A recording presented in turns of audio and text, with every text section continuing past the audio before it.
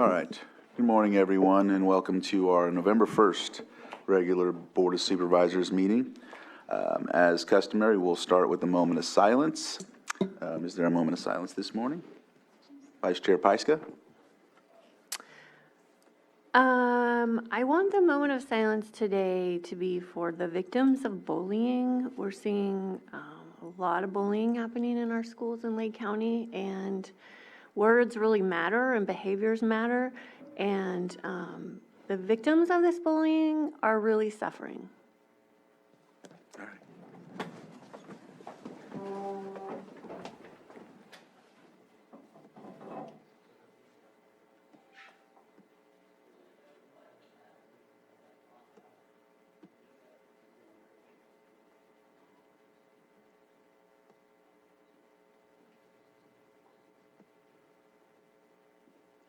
Chief Ciancio, can you lead us in the pledge?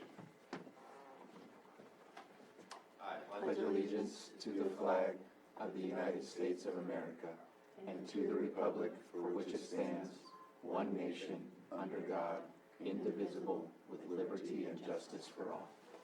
Thank you. All right. Item 4, consideration of extra items not appearing on the posted agenda. Do we have any today? Don't see any, so we will move on to our consent agenda. Our consent agenda items are mostly non-controversial. However, if needed, we can pull from the agenda, anyone from the Board of Supervisors or from the public. Is there anyone that has an item they'd like to pull? Okay, not seeing any. Does anyone see any on Zoom? I'm not on the panel yet. I'm not on either. Apologize. Do you have something to pull? Yeah, I'm expected to speak for. Oh, no, sir, that's a different item. That's public input. This is the consent agenda. And Donna, did she? Yes, can you hear me? Yes, did you want to pull something from the consent agenda? No, I'm sorry. I didn't mean to chime in yet. Okay, you want to come in during public input, right? Yes, sir. Okay. So with that, close public input as I'm not seeing any other folks wanting to pull. Mr. Chair, I move to approve the consent agenda as submitted, 5.1 through 5.4. Second. I have a motion and a second. All in favor? Aye. Aye. Opposed? Motion carries. Let's see, 9:02. So we're a little ahead. What can we go to?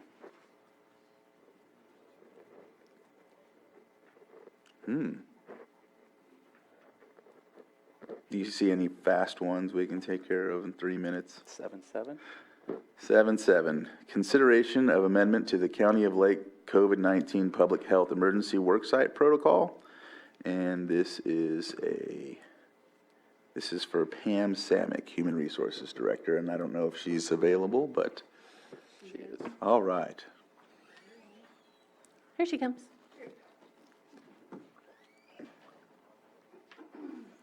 Oh, there she is. Thank you, Pam. Does not matter. It's your choice.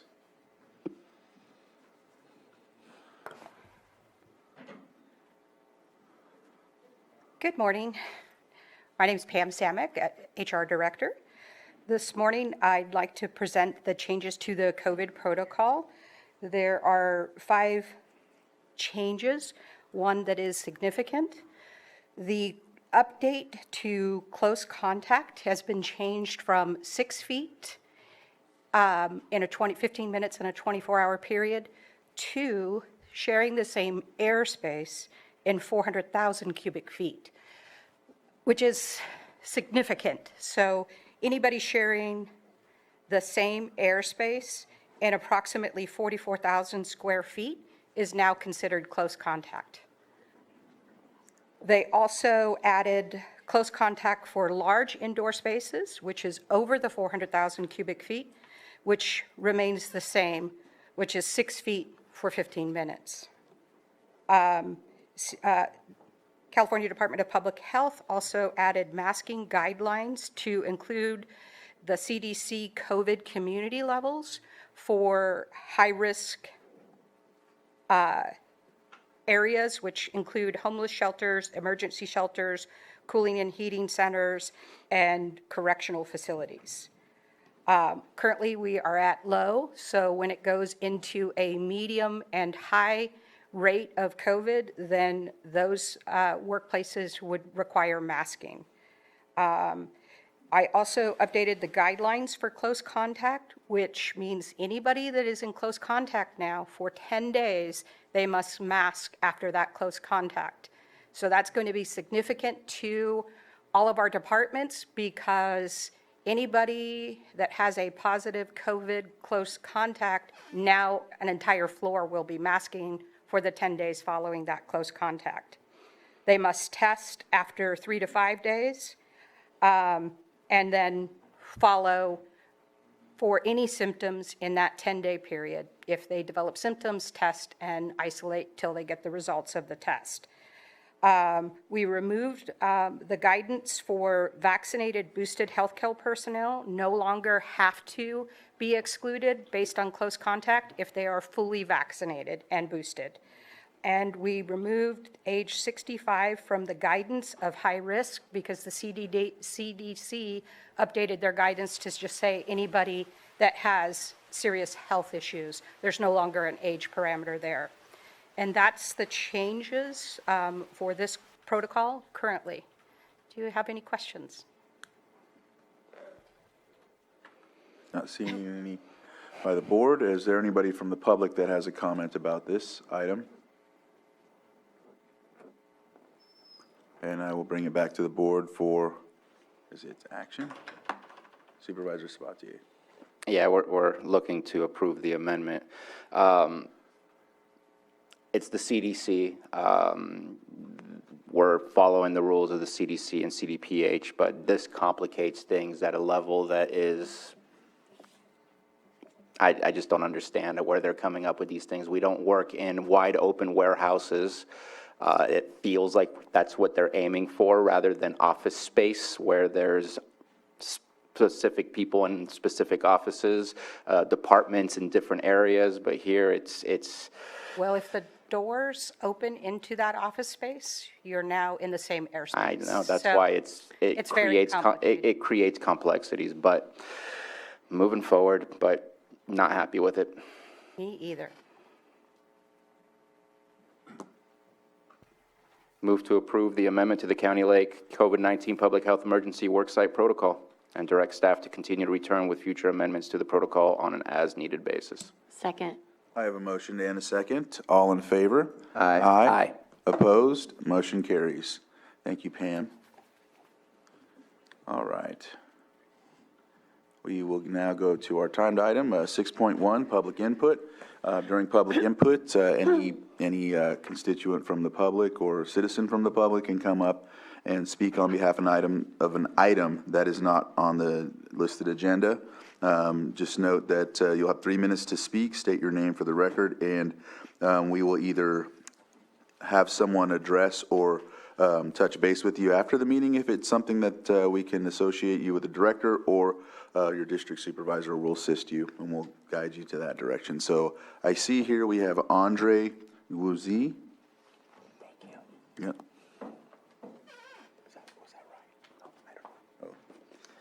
So good morning, supervisors. My name is Andre Geziek. Hard to pronounce. Sorry. I requested to speak because I think here's an item where you can make a big difference. I'm the new owner of the Mount St. Helena Vineyard in Middletown. That's kind of an old property that's been farmed for 40 plus years. And I employ about 50 people at one time or another, my vineyard manager says. And shortly before, after the purchase, I came here and met with planning and also the assessor's office. And I was advised to apply to obtain an ag preserve for the land. So I did all the research. I paid the $2,600 fee, and I prepared the whole dossier June 20. Okay, so here is my challenge. I'm having pretty big losses this year. The payment for my crop doesn't really cover all I pay to farm the place. And on top of it, I just got hit with a property tax bill of $62,000. It's a lot of money. And it actually should be reassessed according to my bank and me, because I paid less for the land than the previous owner. That's actually not the reason I wanted to buy, it's just a fact, okay? And I do, after it's reassessed, I will save a little bit, which would be good. However, there's 6,000 people apparently waiting for reassessment, so who knows when it's going to happen. So I personally believe the main reason the previous owner sold and actually moved to Florida, that's where he is now, is the excessive property tax. It's extremely hard to turn a profit in agriculture if you're burdened with this. So anyways, I'm not new to business, and I'll do what it takes to survive and stay in business. And that means come January 1st, I won't be able to have all these 50 people on the payroll unless I have some relief on that situation. I was going to say I researched the Williamson Act of 1965. I believe it was created just for this very reason, and is very beneficial. And I feel the county may think that holding on to this tax is a benefit for the county coffers. I suppose it is, but it's very short term because it's destroying jobs, as unfortunately you can observe. It's also destroying value, and I think it's detrimental to the agricultural economy. And on the value, so my property lost some value, not a ton, but a little bit, between 2016 and 2022, while every other house in Middletown doubled the value. And that should tell you that there's a problem there, and that's because of that burden, okay? So I really hope you will hear my plea and give this act a consideration so I can keep these 50 people also employed. Thank you so much for your attention. Thank you. And I'm just putting on a mask because I keep coughing, so. All right. Next, it looks like, is there anyone else in the public here in the chambers that would like to speak on behalf of anything? Not seeing anything. I see Donna Mikewitz, if you'd like to unmute. Good morning. Donna Makowitz, representing the Clear Lake Oaks Keys Property Owners Association of close to 900 homeowners, with a quick update on happenings in District 3. Welcome, Supervisor Green, and thank you to the board and Chairman Crandall for the support offered to our community as we continue to improve the water quality of Clear Lake. Living in the Oaks Arm has many challenges. Low water levels increase with the drought, contaminants due to close proximity of EPA's Sulphur Bank Mine Superfund site, wind direction, runoff of Schindler Creek High Valley watershed that's completely closed off the tributary of Schindler Creek, where historically hitch spawned and provided an important food source for the eland pomo, and just as urgent, tackling the invasive water primrose. The primrose has grown so dense it has clogged water intakes, restricted boat access and navigation, prevented recreational access, trapped fishing lures in line, and created stagnant water conditions that promote West Nile mosquito habitat. West Nile virus was detected and treated in our channels in July.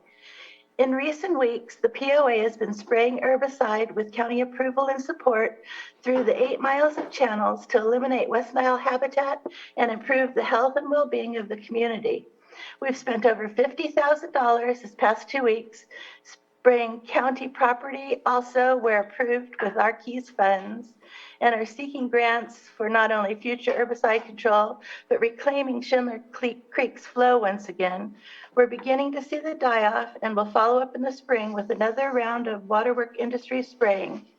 The Clear Lake Keys POA is committed to making Lake County the best it can be, and hopefully we will see recreational activities and cleaner water by summer. And another update, the Nylander Park Community Free Lending Library, excuse me, that was stolen by a homeless person, and we captured that on video, has been replaced but vandalized again this week. I mention this to draw attention to the homeless people that live in and around the county's Clark Island and Nylanders Park. It is not a safe place to visit between sundown and sunrise. Visitors, especially children's safety, needs to be addressed. There was talk the adjoining county building might become a District 3 office site or base for roadmap task force officers, and the Keys community would fully support this and offer volunteers to help staff the office when needed. Having a public officials visible in the area might help with the dispersal of drug users and homelessness at the county's parks and at the boat ramp. Thank you for your time. Thank you. Is there anyone else that has any public input at this time? All right. Hearing none, we'll bring it back to the board for our next item on the agenda, which is 6.2, presentation of proclamation commending Lori Garzoli, supervising child support officer. And let's see, I have the proclamation right here. Do we read it, or we allow her to read it?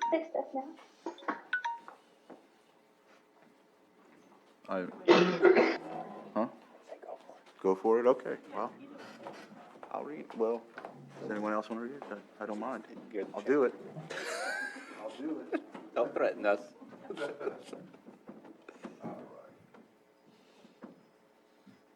Well, welcome, and this is a great time to be able to acknowledge you on this. So I will go ahead and read this proclamation commending Lori Garzoli. Am I pronouncing it right? Yes. Supervising Child Support Officer. Whereas Lori Garzoli has been a valued and respected employee of the County of Lake since August 23rd, 1999. And whereas Lori Garzoli began her career with Lake County Superior Court as a court clerk. And whereas Lori Garzoli began working for Child Support Services on January 7, 2002 as a Child Support Officer. And whereas Lori Garzoli promoted to Supervising Child Support Officer on May 11, 2009. And whereas Lori Garzoli has been described as knowledgeable, giving, kind, and a hard worker. And whereas Lori Garzoli has done an outstanding job as the department's customer service trainer. And whereas Lori Garzoli has dedicated her service career to the public and is an excellent example of what public servant is.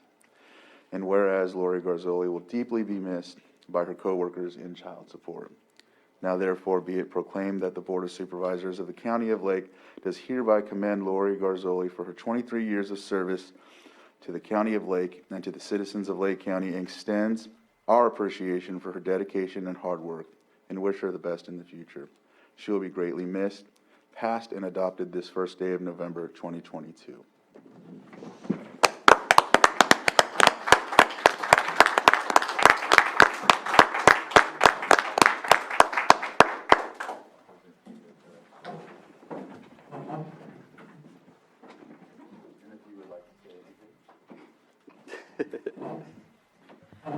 I just want to say it's really going to be hard having Lori leave. She is taking 20 years of child support experience with her, and the number of retirees that have happened and are going to be happening, it's making a big dent in the department, but her experience going out the door will really, truly be missed. Totally understandable.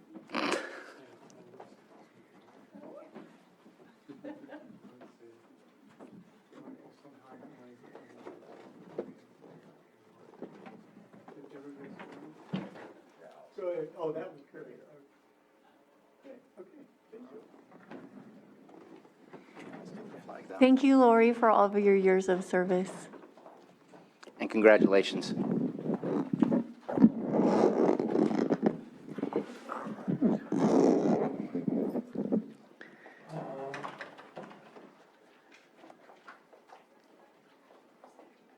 Yep, we are at our 9:15.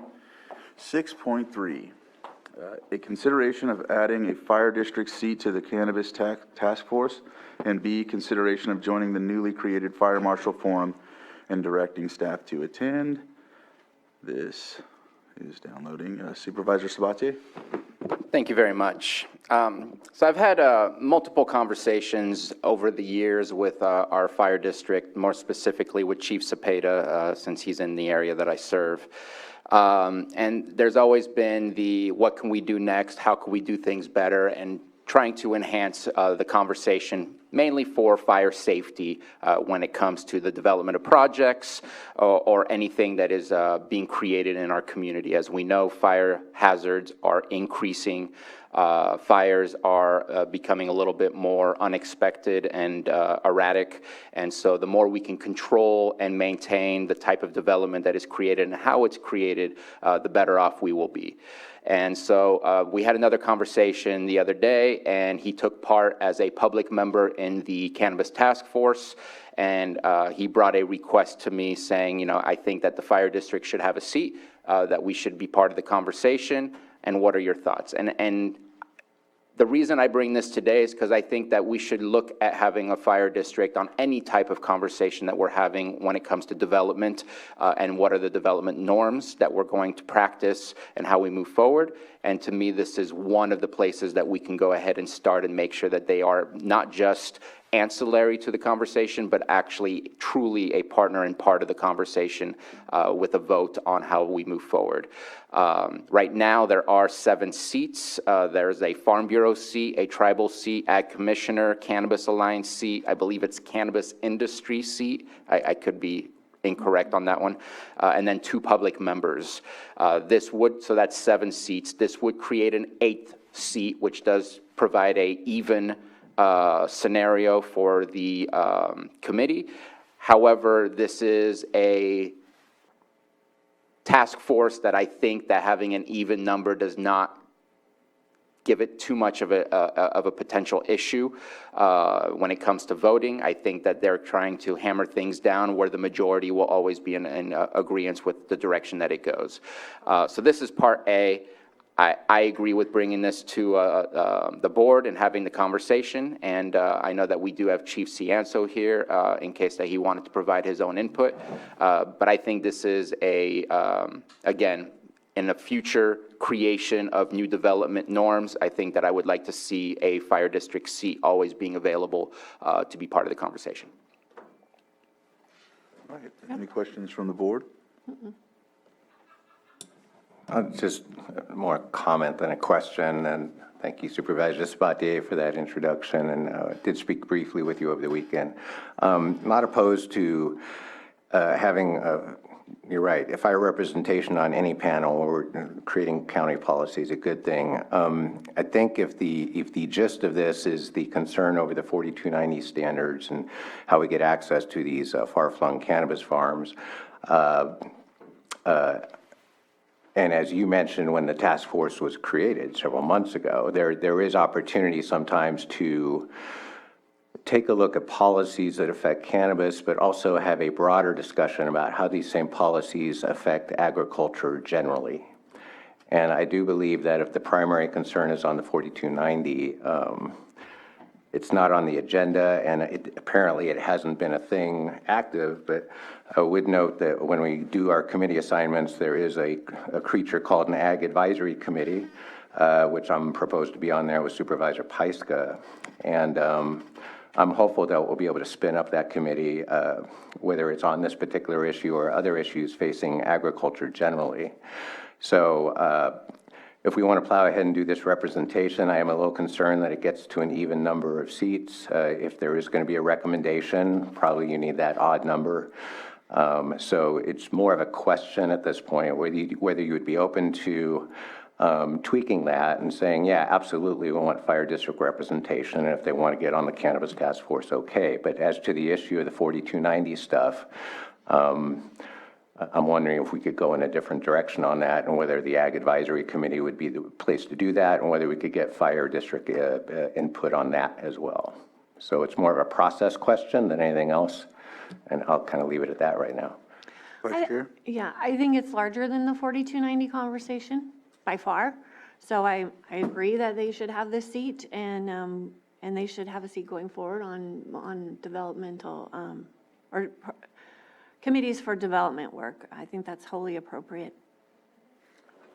Yeah, and I, just before Supervisor Sabatier, I do think it's a good idea to have the fire board there. I speak with Chief Ciancio quite frequently, and I know sometimes there's a breakdown of communication or whatever the case may be, so I know this is a good thing. I was thinking too, in line with the 8 seats, and always for voting purposes and whatnot, one thing they do on the Blue Ribbon Committee is they always strive for a consensus, but there still will be like 2 or 3 that dissent because they don't agree vehemently. They just note that they don't agree, you know, so, I don't know if that's an option, or if there's any bylaws of this, or whatever the case may be, or if there's but I mean, maybe we can add that to the deal, to just let them know, strive for consensus, and, yeah, so, I don't know, just an idea. Supervisor Sabatier, then Vice Chair. My assumption, and I'm looking at Director Turner here, is that Director Turner is striving exactly for that, rather than bringing us something that was controversial within the ranks of the task force, bringing something that has a little bit more overall support than not. So thank you for coming up. Mireya Turner, Community Development Director. Indeed, the goal of this advisory committee is to gain consensus. If the board would like more detailed recommendations, sometimes we've already had a couple instances where the recommendations haven't been supported by a vote, and so we've set those aside. If the board would like additionally detailed sort of minutes on who voted yes and who voted no and maybe why, we'd be happy to provide that for the board. The fire district's personnel representatives have attended the last couple of meetings, and their input is very valuable to the group, so. Thank you. And then to add, there's, as Vice Chair Pyska mentioned, it's more than just 4290. There's the pesticides are a concern for a fire district. The fire mitigation fees are a concern for the districts. What actually fits within an ag exempt? Is that greenhouses? Is that hoop houses? Is that dry sheds? So the conversation becomes a lot larger than just that. And I would suggest that whoever ends up being, which I would assume is probably going to remain as is for the Ag Advisory Board, you have the ability to bring those topics up and have those conversations at the Ag Advisory Board yourselves. So I don't think it prohibits or creates that right here. And I'm done. Vice Chair? Yes, I had spoken with Director Turner about her process for consensus, and I don't have a problem with the 8-seat committee, task force, ad hoc, whatever it is. Yeah, and again, no problem with supporting this today, but I did want to highlight Ag Advisory, I think, is a place where some of these issues do belong, including temporary structures and what have you. Yeah, the focus is probably driven by cannabis, but if we're going to be making ag-related rules, I do like the idea of spinning up the Ag Advisory Committee and bringing some of these same policy questions before them, because we're going to get a slightly different composition of that committee, and I think that basically 2 lanes of input are going to be doubly valuable when we are talking about development. And so things like nuisance orders and what have you. So definitely I'll be supporting this today, but I do want to look for staff and again, I'm on week 1 of the job, so it isn't like I've even had a chance to talk with Catherine or anybody about this, but I would like to see Ag Advisory get fired up next year. The Ag Advisory Committee is only committed to meet twice a year, and it's, we can talk about that when we get to committees, but it doesn't meet as frequently as this group, and it has a different scope, so we can talk more about that later. Thank you. All right, we'll open it up to the public, and it looks like Chief, come up to the mic and. Good morning, Mike Sancio, Fire Chief with North Shore Fire District. I hear your concerns, Supervisor, and I think for the fire districts, it's about communication, transparency, and all having the same message. All the fire districts are a little bit different, and their ordinances and regulations are a little bit different depending on things, but we would like to have the same message out there. And we wanted to get in front of it and become part of the task force so that it can be considered when we're developing the ordinance. Instead of us going down the line and trying to backtrack how we do things. And that's what we've done to this point. Right. So we're trying to get in front of it and be part of the process instead of being part of the problem later on. So that's really why we are asking to be on the task force. And I'm not sure how we will do it, you know. We work pretty well together, so if I can't go to the meeting, Chief Cepeda or someone will. So we'll make sure someone's always there. So, yeah, that's a good point, is that it won't be assigned to an individual chief. It will be a seat for the chiefs to fill at each meeting. Yes. Is that correct? Yep. Okay. Yeah, I see it as a Fire Chiefs Association seat, and that way they delegate who shows up. All right. And it looks like we have, is there anyone else in the chambers before I go to Zoom? All right. Phone number 707-281-6205. If you can unmute, we'll start your 3 minutes. Good morning. This is Bart Levinson. Can you hear me? Yes. Thank you. The Valley Fire was started by the unpermitted use of electrical wiring from a residence to a hot tub. And out of that, 1,300 homes are lost, lives are lost. Fires have ensued every year since, and 65+% of our county has already burned. We need the fire chiefs and the fire department to set the standards for what is safe enough for everyone, because now the commercial cannabis grows are also in residential neighborhoods, not just in isolated commercial areas. And evacuation routes are going to have to be shared by residences, the commercial grows, and the first responders alike.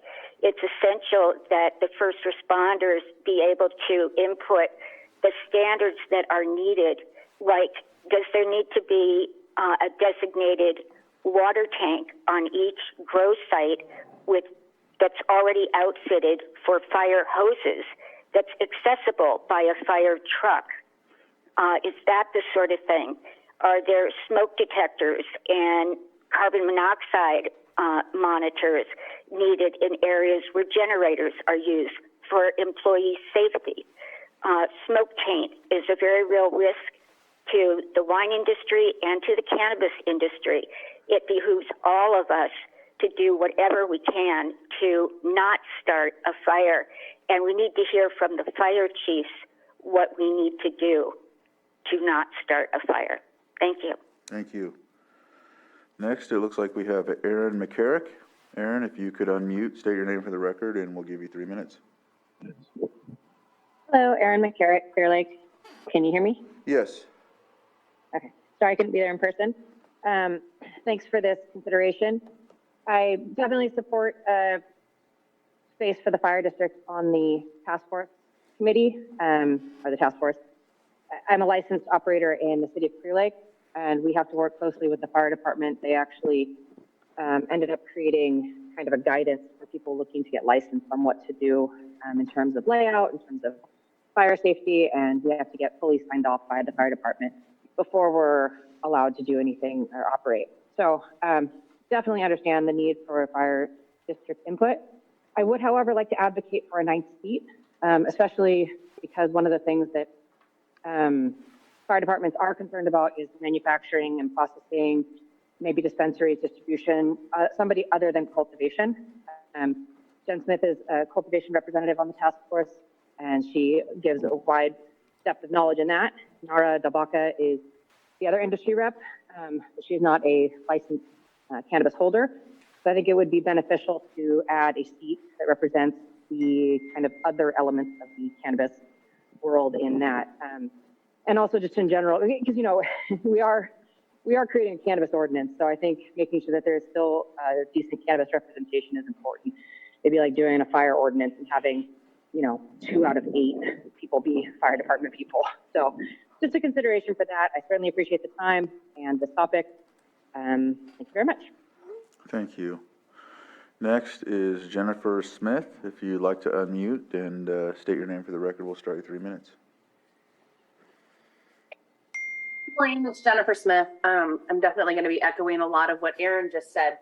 And just know that this is a tough one for me. My business partner and my brother are both firefighters. I'm very sensitive to the safety concerns of our firefighters, as well as making sure that my property is protected, and prepared for fire. I have one concern in that, is this really the best use of time? And when the task force was originally going to be created, there was 15 plus positions recommended. At that time, we decided that county representatives would come and go throughout the process when they were the subject matter experts. So the fire department's been there the last few meetings, as we've talked about buildings and temporary structures, and their input is invaluable, and we need that, and we should be definitely in front of this rather than behind it. I just worry about additionally having an even number of seats, and if we are going to add an 8th, I would like to add a 9th that does represent licenses other than cultivation. I think the fire code is going to be especially important in processing, manufacturing, dispensaries, as we see more dispensaries come online. So as it being a cannabis task force, the cannabis representation is becoming smaller and smaller on our very own task force. So if the seat is approved, I would again advocate for a 9th seat that is cannabis specific. Thank you. Thank you. And I think that did you want to, go ahead, Supervisor Sabatier. And this is why I wrote it in the memo that is a potential concern is to have an even number. And I would suggest that Director Turner be the one to approach the board if she feels that she's hitting an impasse in being able to continue moving forward. At this moment in time, I'm not prepared to really hash out who would be the appropriate 9th one if that's something that the board wanted to move forward with. I have full faith that Director Turner will know if she needs to come and add a 9th seat, and that her leadership in that task force will be successful. Supervisor Green? Yeah, I have total faith that could happen too, but I think it'd be more expeditious and more useful if the board gave direction. The comments of the last 2 speakers are very well taken, in that there are other license types that will presumably be out in these development projects, and 2 in particular that have been of concern in other districts that I'm familiar with have been volatile and non-volatile manufacturing. So we need to get our heads around what that is and understand where the state regs are. And then there is also interest in probably micro business would be the closest, but when we do talk about cannabis tourism and cannabis, abilities to interface with growers, very similar to wine grape growers, some of them are going to want to pop up some type of retail or storefront or something a little more accessible to our residents. And we don't have representation on the task force, to my knowledge, about that now.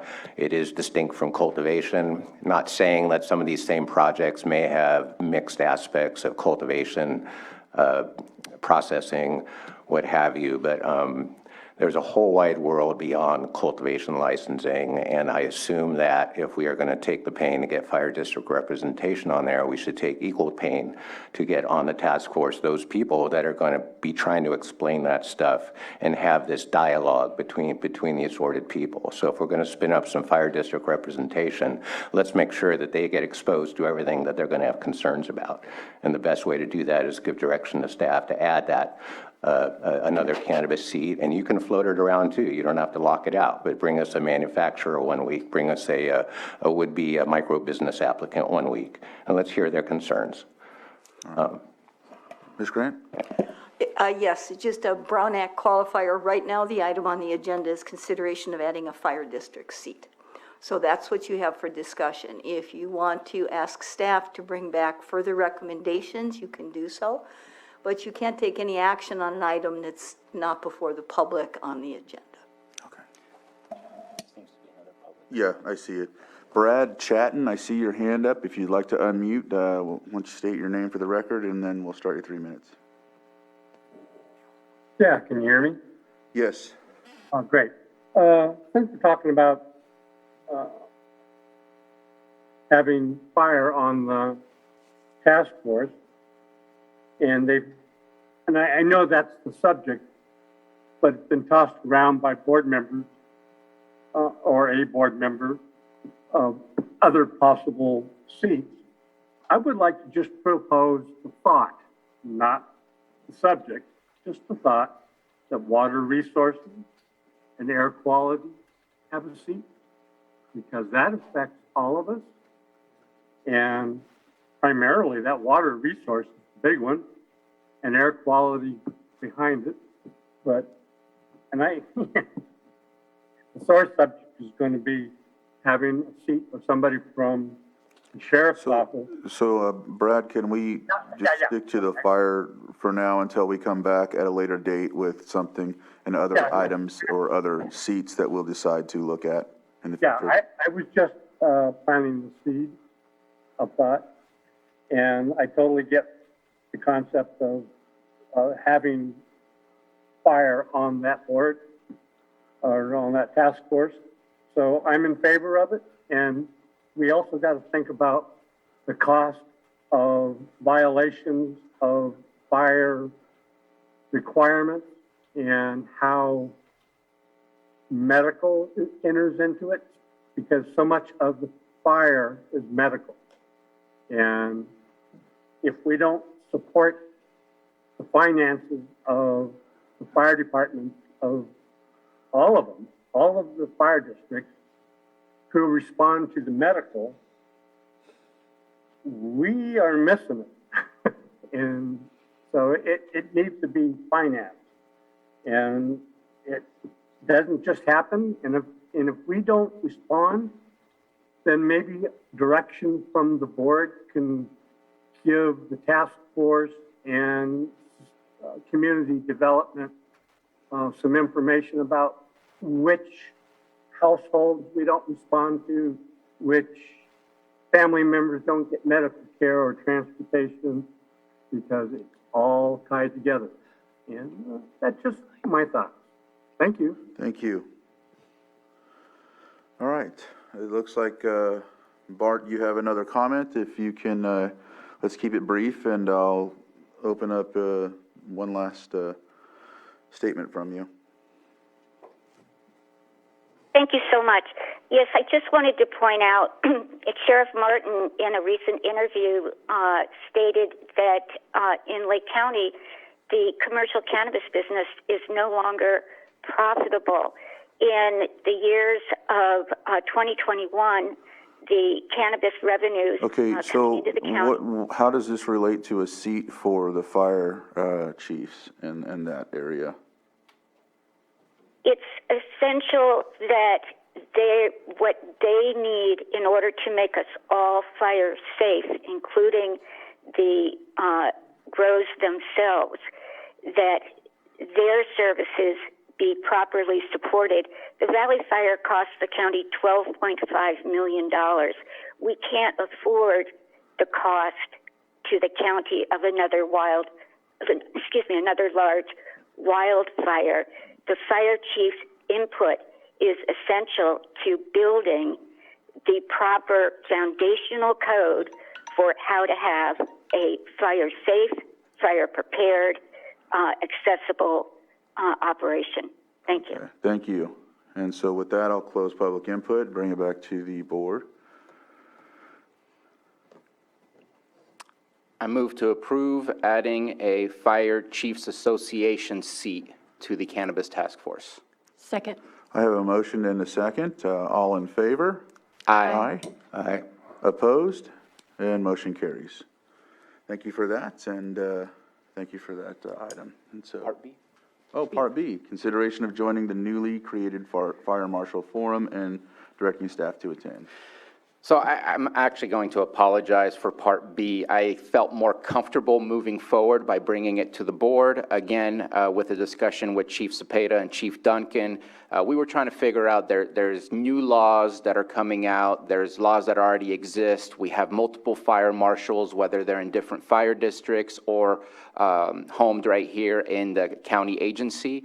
And there may be some different interpretations on how these fire codes are implemented, and it would be nice to have across the board, everyone on the same page with an understanding on how these fire codes should be implemented. And again, in always trying to find ways to do better for our communities, there was a discussion of creating a forum within the Fire Chiefs Association where staff would be invited from community development, and I felt that I kind of overstepped my boundaries and wanted to make sure to get board approval rather than that happening and staff becoming a part of it. And so today I'm just looking for direction to staff to say, please attend these forums to make sure that we provide our input, we hear their input, and that we're always working together to better our safety in our communities. Vice Chair? Yeah, this is sort of a conversation that's been happening with the Risk Reduction Authority in the past years. Not exactly, but similar. So I'm in favor. I'm just wondering what the time commitment is going to be. Like, is this quarterly? Is this monthly? And maybe Chief Ciancio can speak to that. But I do agree that having consistency and open dialogue with all of our fire marshals is essential. Chief, if you'd like to come up. Good morning. So the Fire Marshals Committee, there are 2 fire districts in the county that have their own fire marshals. That would be Kelseyville and Lake County Fire. North Shore Fire and South Lake County Fire specifically rely on the county to do their fire marshal responsibilities because they have that ordinance that they are the fire marshal for the county properties. But why this is good, again, is because we're going to be giving all of our constituents the same message and the same laws and things like that. There are differences in all of the districts. I don't think the time commitment will be as much. It could be a meeting every quarter, something like that to be developed or as needed. That would be up to our fire marshals, our staff, and county staff to kind of work that detail out.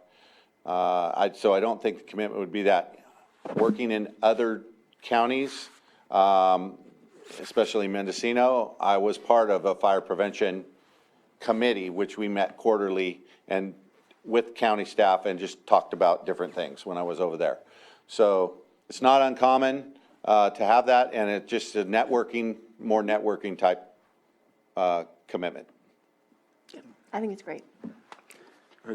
And in my assumption, it would be up to, again, our director to decide what her staff capacity and staff time availability is. And if it's not possible, if they are looking for a monthly and it's not possible to meet that month, I'm sure that they can meet a different time and make sure that it's done accordingly to what the department's needs are, so. Thank you. Kind of leaving it open. Community Development. I definitely appreciate Supervisor Sabatier's effort to avoid any perception of a single supervisor directing staff. So I'm really glad that you brought it to the board. We have started attending the fire chiefs meetings because we believe that it's very, very important to all stay coordinated. We're happy. I've spoken to the chief building official already, and we're ready to meet with the fire chiefs, and uniformity throughout the fire safety checks that we do for structures is to the benefit of our residents. So we're happy to take this on. Thank you. Thank you. Okay, with that, if there's no other comments from the board, I'll open it up to public input. I not see anyone in the chambers, and I see one on Zoom. So if you can unmute, state your name for the record, and we'll start at 3 minutes.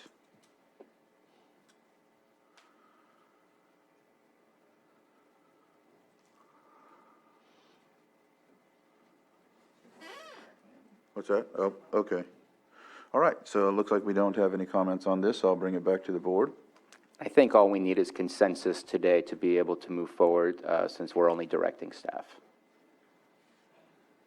Yes, okay. It looks like we have consensus. Ooh, I see a hand up. Oh, no, it's down. There we go. And, all right. So with that, it looks like we have our direction, and we can go from there, right? Mm-hmm. All right. So we are at 9:49. Let's see, because we have our appeal hearings at 10. CAO, do you have a recommendation? Well, I hope the calendar would be a quick one, but I could be wrong. Okay, let's do the calendar. We'll start with Supervisor Green. Of course you would. Oh, wait, calendars or the? Calendar. The calendar. The calendar. Item. Oh, our calendar. Yeah, Okay, your sorry about calendar. that. Oh, We'll do- that, oh, you, I either thought you one. meant our calendar. Oh, Okay, either one. 7.4, consideration apologize. of proposed 2023 Board of Supervisors regular meeting calendar. And with that, I'll give it to the CAO. Sorry about that, Supervisor Green. And I apologize for not being clearer. So we proposed this calendar based on past practice. The one area I would like to discuss, possibly at a future date, is a governance meeting, either in late January or early February, prior to the mid-year on the 7th. However, we'll get back to that. But going through the calendar, are there any meetings that do we need to, not have or move or, Supervisor Sabate, it looks like you. because it's basically pretty standard as it has been in the past. So there's two items that I wanted to bring up, and I think if we fill in one of those January or possibly mid-February slots that are right now redded out, that's not even a right word, but that are basically canceled because it's the 5th Tuesday or it's after a holiday, that would be an appropriate one for the workshop for sure. But I wanted to ask the question to the board about the process for the budget. We've kind of gone back and forth where we did 1 day in June and 2 days in September, and then 2 days in June and 1 day in September. I wanted to at least have the discussion, and I'm hoping that Ms. Grant will allow the discussion since it affects our calendar on what would be the most appropriate, or what we feel is the most appropriate way to go through the process of the budget so that we can make sure and put it on the calendar appropriately. Ms. Grant? You're talking about scheduling additional meetings to your meeting schedule calendar, which is what's on the agenda. And so that's one of the things I'd like to discuss. And then the other one, I see October 31st and September 5th are both days that we will not, I'm sorry, August 29th, I looked at the wrong ones. August 29th and September 5th being 2 weeks off, and I know that can eventually really inflate our agenda that would show up on the 12th. And isn't the 12th supposed to be our budget? Or possibly the 19th, since it's usually due early October. Well, I know that this year we had a regular meeting on the budgets in September, and then the 13th and 14th, where the days after were budgets. Similarly, the way it's planned for June on the 14th and the 15th. So those were my two items I wanted to bring up, that there's 2 weeks where we'll almost have 3 weeks worth of stuff on the following September 12th. Do we want to have a meeting on October 31st, or at least prepare to maybe have one just in case? August 29th. Sorry, August 29th. I don't know why my eyes are going there. And how do we want to do the process of the budget? Is it 2 days and 1 day, or 1 day and 2 days? And I'll give my feedback. I prefer the 2 days in September because there's a little bit more factual information of where we stand by the end of the year. I know mid-year budget gives us a whole lot more understanding of where we are and what we can project, but I still think September offers a better discussion on a little bit more factual information of this is what we did last year, here are our actuals, or here are our estimates, and here is where we feel we're going to go with sales tax and property tax and things like that. So I like the 1 day in June and the 2 days in September myself. I've asked the ACO, Mr. Carter, to come in to give his 2 cents on the budget, since though he's been promoted, he's still knee-deep in it.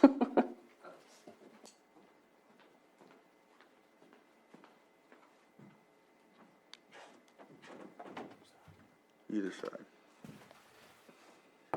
Good morning, board. Good morning, board, maybe. Good morning, board. Hello. Yes. To be honest, either method works. I personally prefer the 2 days in June and 1 in September. And the reason for that is in June, you know what their plan is for the rest of the year and give them authority to expend funds between July and September, where if you wait until September to do the 2 days, they have to be pretty limited between June and September, where we wouldn't allow most capital assets or any major projects to get going because we haven't had the full conversation. But either direction we go is very doable. All right. So I know this year we didn't have the June meetings, but I know this year it's scheduled for next year. Go ahead, Supervisor Green. Just a question, and I don't want to deep dive into the different calendars, but we do conflict with the state and the courts holidays, at least in October and September, where I think we have Indigenous Peoples Day, they have Native American Day in September. So I'm just looking at October 10th, and although the 9th is a holiday, and I guess it's normal practice that we would not meet the board after a holiday, I don't know if it's an actual holiday in terms of our ability to meet and have that. So I want to be respectful of that holiday. I want to take a look at the court's calendar and make sure we can mesh as best we can. And I wouldn't want to overturn long-standing board policy to not have a meeting right after a holiday. On the other hand, I want to know if that's a policy or how the board actually holds its holidays by not meeting after a holiday. I'll actually ask Pam to come up here if I am incorrect in my next statement. As you know, we have MOUs with different labor groups that outline the different holidays, and this calendar reflects that with the labor groups. All right. Okay. Ms. Grant? But the board meeting day after a holiday, I believe, has just been a matter of board policy. There's no ordinance or anything that solidifies it. So it's adjustable or changeable if your board wishes to do so. But it's important to be able to work the Monday and speak with staff and staff prepare. So it would be a real hardship to have a board meeting following a holiday. I agree with that. So are you still considering the August 29th meeting, having one that day so it's not pushing out September? Or are you thinking maybe to have a September 12th meeting and then put the budgets on the 13th of a Wednesday? I think it would be easier for staff if we don't have to add anything outside of a Tuesday. I mean, I don't think it's an impossibility to do so, but I think if it's possible, and I don't even know if that's going to be on the 19th or the 12th, there's not any specifics as to when it's anticipated that we do the final budget in September at this moment that I see on the calendar at least. Oh, it says the 12th. Yeah, it's a regular Tuesday. The single meeting turns into a regular meeting, so it's a funky color, half It's a half- shaded green, half blue. Yeah, it's only one item. Maybe I'm colorblind, I didn't know it. It's hard to make out. It looks different next to each other. I kind of like the meetings in June, so everybody does have the full fiscal year for their planning and workload. But I could go either way, but just coming through the September way, I'd like to try it again the June way. The other thing, and maybe this is just my PTSD, but I like putting heavy things in September in the peak of fire season is always problematic for me. I don't plan anything like that because, we could be in a situation where things are really bad and then we have to go through 2 days of budget hearings. So that's just based on my personal history. I like it buttoned up in blue sky time. And I would like to see the governance meeting maybe on January 19th, where we do have that Martin Luther King holiday, but we wouldn't have the Tuesday meeting, but we could meet on Thursday for the governance meeting. And you had your hand up, so I wanted to. And I would like to say one more thing about the budgets. If you know, how September, if it's the one day, we generally would do kind of a relatively quick item.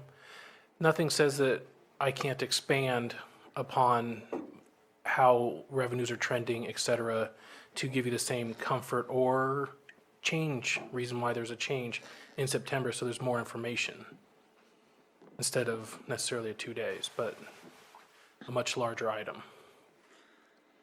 And so I wanted to also, in consideration of August, because I know that was a concern in the 4 meetings and not having and having 2 weeks away from a meeting, so the agendas will get really big.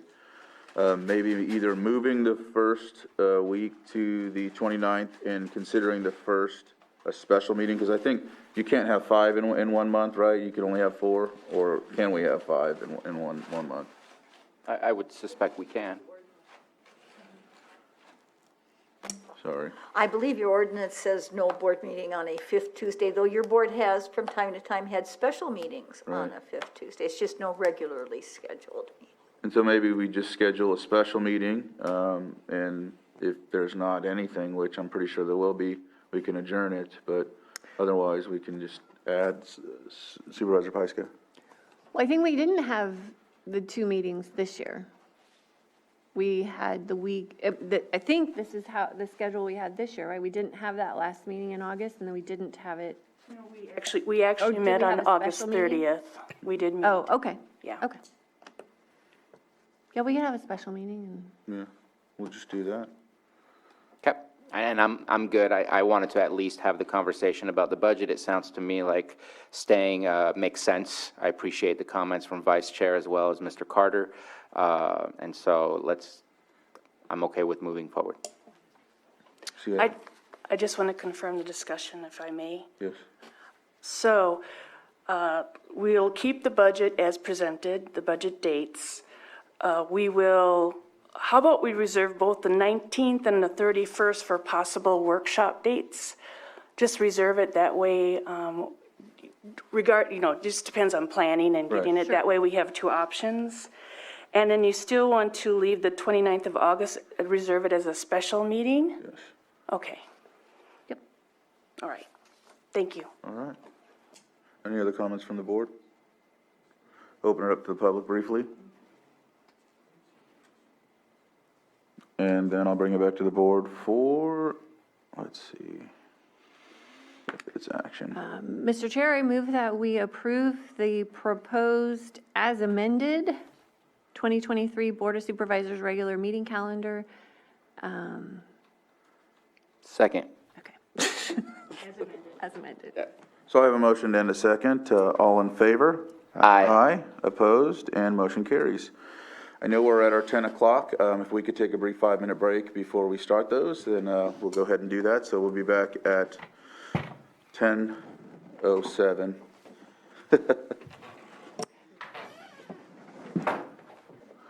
All right, we're back from our break. We'll move on to our 10 a.m. assessment appeal hearing, sitting as the Board of Equalization. We'll start with 8.1, consideration of the following assessment appeal, application number 58-2020, Lakeport Post-Acute. And it looks like we have Dave Schwenger on board with us, and so I'll give the floor to you, sir. Thank you. Johanna received a withdrawal this morning, so we'd ask that the board accept the applicant's withdrawal and have this appeal denied. Any questions from the board?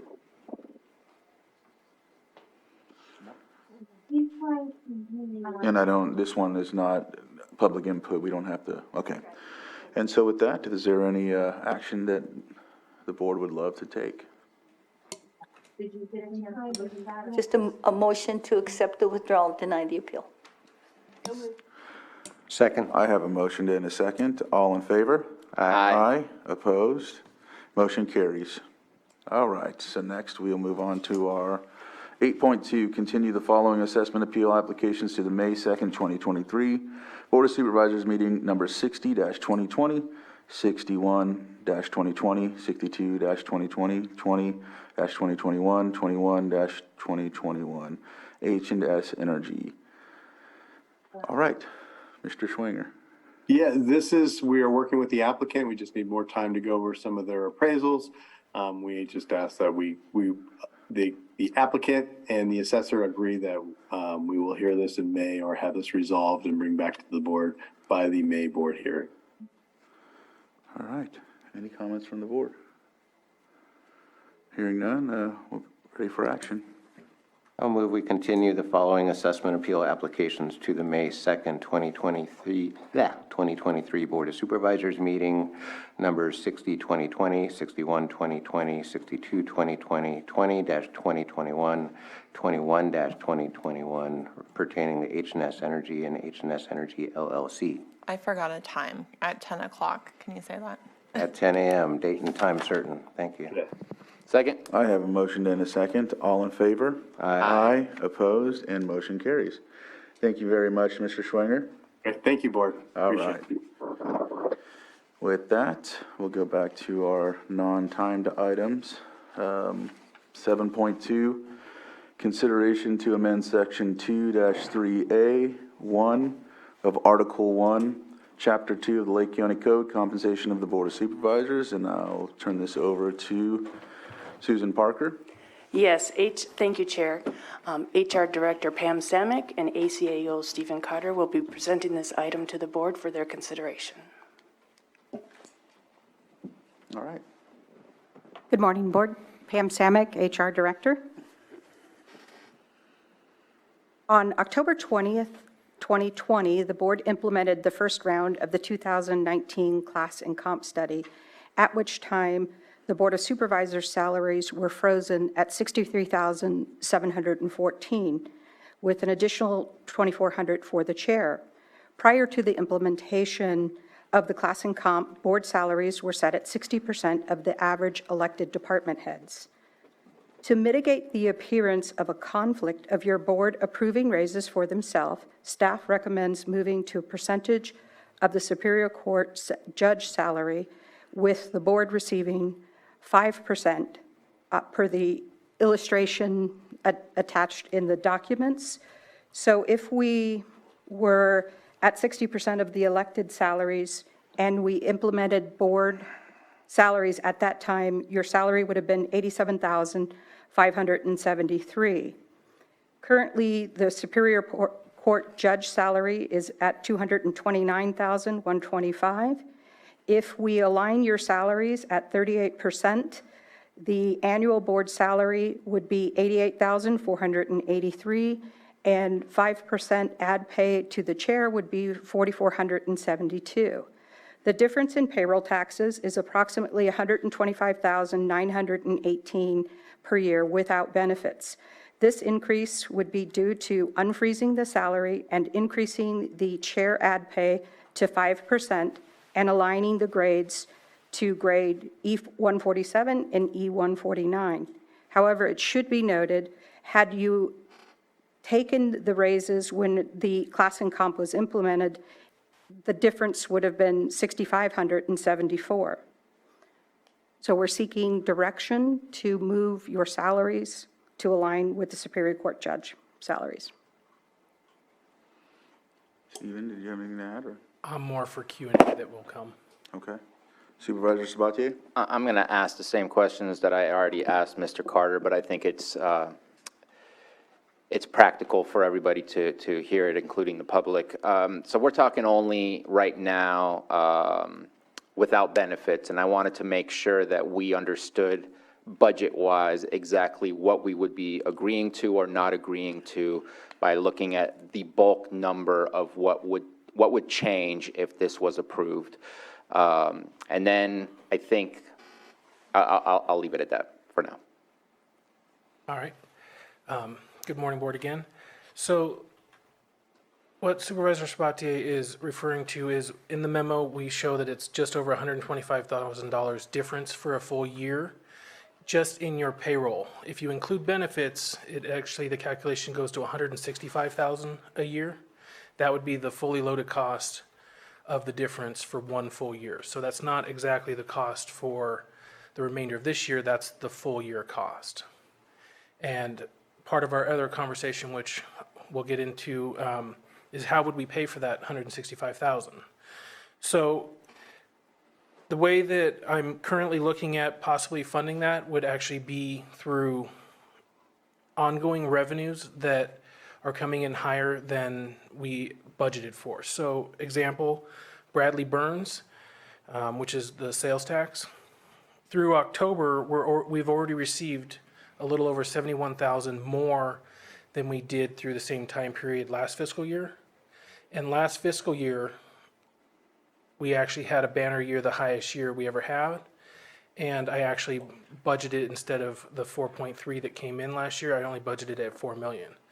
So there is very likely plenty of ongoing revenue there, but we wouldn't have to stop there, because also property tax, by the time final budget came around, everything wasn't finalized. I actually requested to have the budget for property tax be just over 18 million. Well, what came in, this part Supervisor Spati didn't hear, last fiscal year, it came in at 18,600,000. So we're already going to, unless property tax decreases, which on average it goes up by about 2 to 3% each year, there's already revenue that we can recognize during mid-year budget to cover this expense as ongoing revenue. All right. That was my next question, is where does it come from? So, thank you. Supervisor Green? Well, I think Susan. Oh, Susan, go ahead.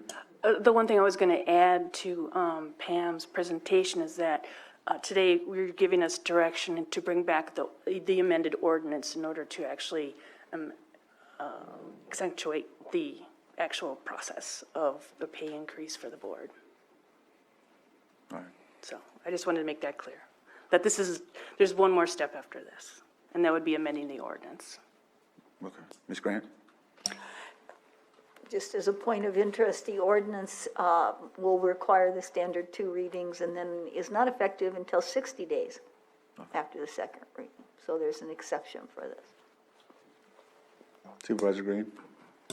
Yeah, just a math question on the last sentence of the staff report.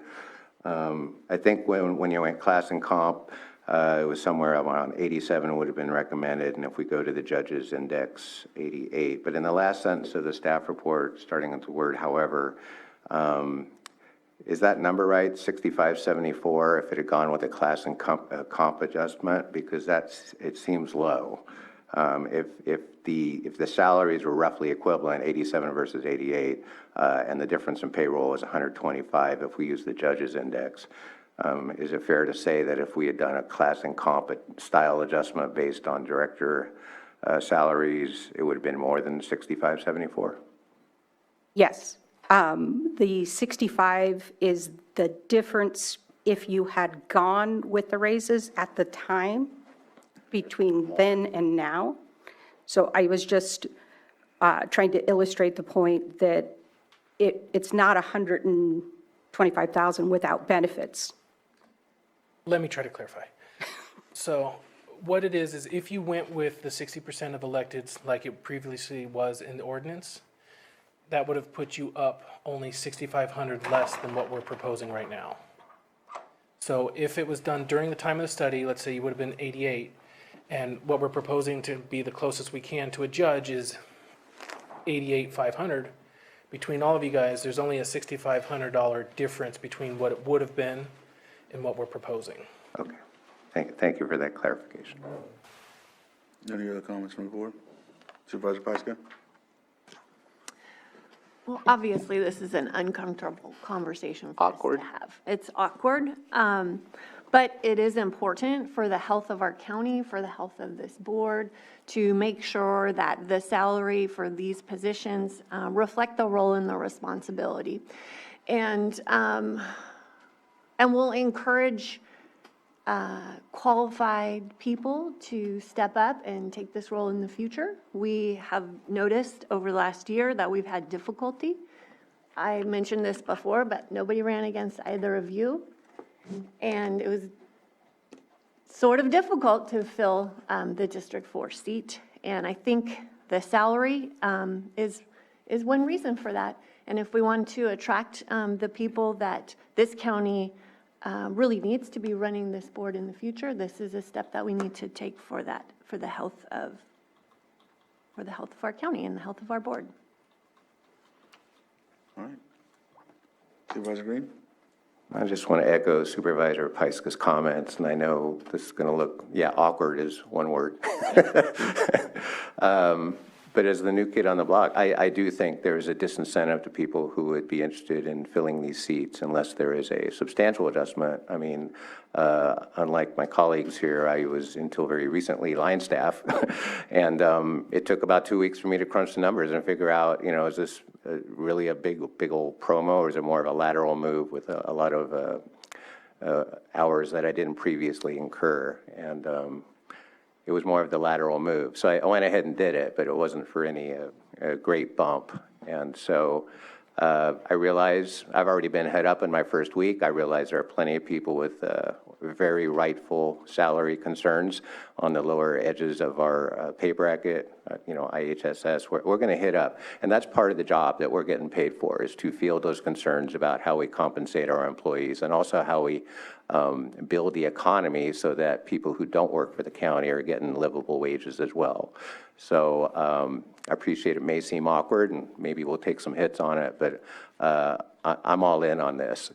One thing I like about it, particularly in bouncing this proposal off some friends of mine, it was like, we don't want to do that. But when then I explained that the conflict, the very apparent conflict, that if we vote on our own salaries, if we do tie it to a judicial salary and we just kind of use that as the metric, then that is something we can ride proudly into the future and say, hey, we tackled it. We get that the conflict can be there in a very real way, and we took steps to address it. So not only will we address the very real shortfall, I think, in the current salary structure, but I think we'll be paying it forward for future boards by resolving that conflict for them. Thank you. Supervisor Sabatier? So a couple of things. One, I think the conflict is always going to exist because we could always reconnect it to elected salaries if we want to. We get to make those decisions here. So connecting it to Superior Court judge at least takes it away. So if we do give raises to electeds, it doesn't impact us, but we can always change it back. That's our capabilities here. I'd like to talk about timeline. And I'd like to talk about something I brought up last time when this discussion came up, and that's the idea of what is the standard that we want to set and expect from us and from all future Board of Supervisors. And we have some procedure manuals, but there's not many rules and regulations. And granted, we're never going to get in trouble. That's not what we can do here. But if we at least set it on paper, we can maybe help create a standard of what is expected of us. How many meetings are we supposed to go to? Right now, if we show up to one meeting a year, is there anything that kicks us out? Is there anything that says you're a bad supervisor?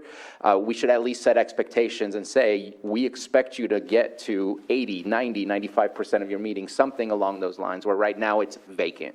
There is no expectation set. And I think that if we're going to do this, we hold our people accountable. We need to set something that holds us accountable, that we provide to the public, so the public can hold us accountable as well, saying, hey, you're not meeting the expectations of what we intended for you to do by being elected. It's one of those difficult things because being elected, it's not like you can get fired, but a recall can happen or things like that. But I'd like to see some stuff in writing of what we expect from all of us, so that we can maybe try to raise that bar and set it to a tone that we know when we leave, that's going to be what others are expected to meet. And that's a different discussion, but that's what I would like to have, no matter if we move forward or not. If we move forward, I know I spoke with Mr. Carter. I think that the most appropriate, in my opinion, because of more hard fact evidence of where we are financially, that this would be a change that should occur, in my opinion, at mid-year budget review and take effect like February 1st or something like that.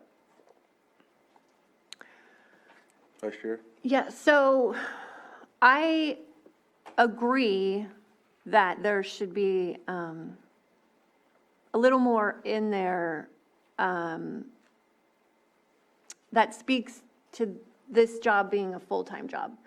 And I know that that was looked at during the class and comp and how other counties determine that. It's difficult to put a lot of numbers and parameters on that, but I think it was Humboldt County, was it Humboldt County that said this is, just said this is a full-time position. And we want it to be a full-time position. We don't want to have supervisors having to have other jobs that are going to take them away from this work. And, you know, you've got to have the flexibility to go to meetings pretty much any time of day or night.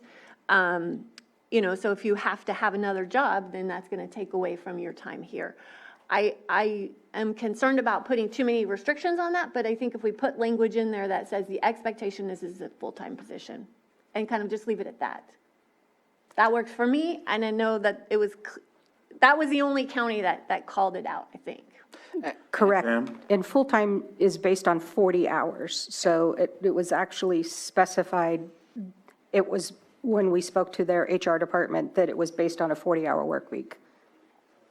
And I think it's the same direction of what I'm asking. I think we can get into the specifics when we get into that conversation, but it's exactly in the same direction of what are some expectation, and that could be one of them, if not the only one. So I think just having the conversation and putting something a little bit more in writing is what I'm looking for. I think the people expect something from us, and I think that we can easily define what those expectations could be. All right. I'm not hearing anything else from the board. I'll open it up to the public. Is there anyone in the chambers that has any comment? I'll start at the top of Zoom. Sharice Reynolds, if you would unmute and state your name for the record. We'll start at 3 minutes. Good morning. My name is Sharice Reynolds, and I am an employee of the County of Lake. And I wanted to say that I really appreciate the board's approval of both the class and comp study and the subsequent raises that you provided to make us competitive with the surrounding counties. It has been life-changing for us. And I wanted to let you know that I recently learned just how little the Board of Supervisors make. Using myself as an example, I am a supervisor at social services. I'm not a manager, I'm not a deputy, I'm just a supervisor, and I make more than the Board of Supervisors. And also I know that at least one member of the Board of Supervisors spends 20 to 25% of their salary on insurance for their family. And that was so surprising to me. It's my understanding that the wage is so low for a couple of reasons. One, the Board of Supervisors job, I believe, started out as a part-time job. And also the board did not take raises when the rest of us got our raises. And in my opinion, it seems to me that now is the time to rectify this inequity without vilifying the board and saying that they're padding their own pockets, as some people have, said in the community. I think this is a full-time job. It deserves a full-time salary. It's no different than our positions for the county. We want to recruit and attract the best people for the job, and I can empathize with the newest supervisor that had to make a decision as to whether or not he was going to leave his current job to move over to the board. I personally wouldn't, because right now I make a lot more. And so I am a member of the public as well, and I support the Board of Supervisors getting a living wage. Thank you so much for your time. Thank you. Next, we have 707-245-4550. If you can unmute, state your name for the record, and we'll start at 3 minutes.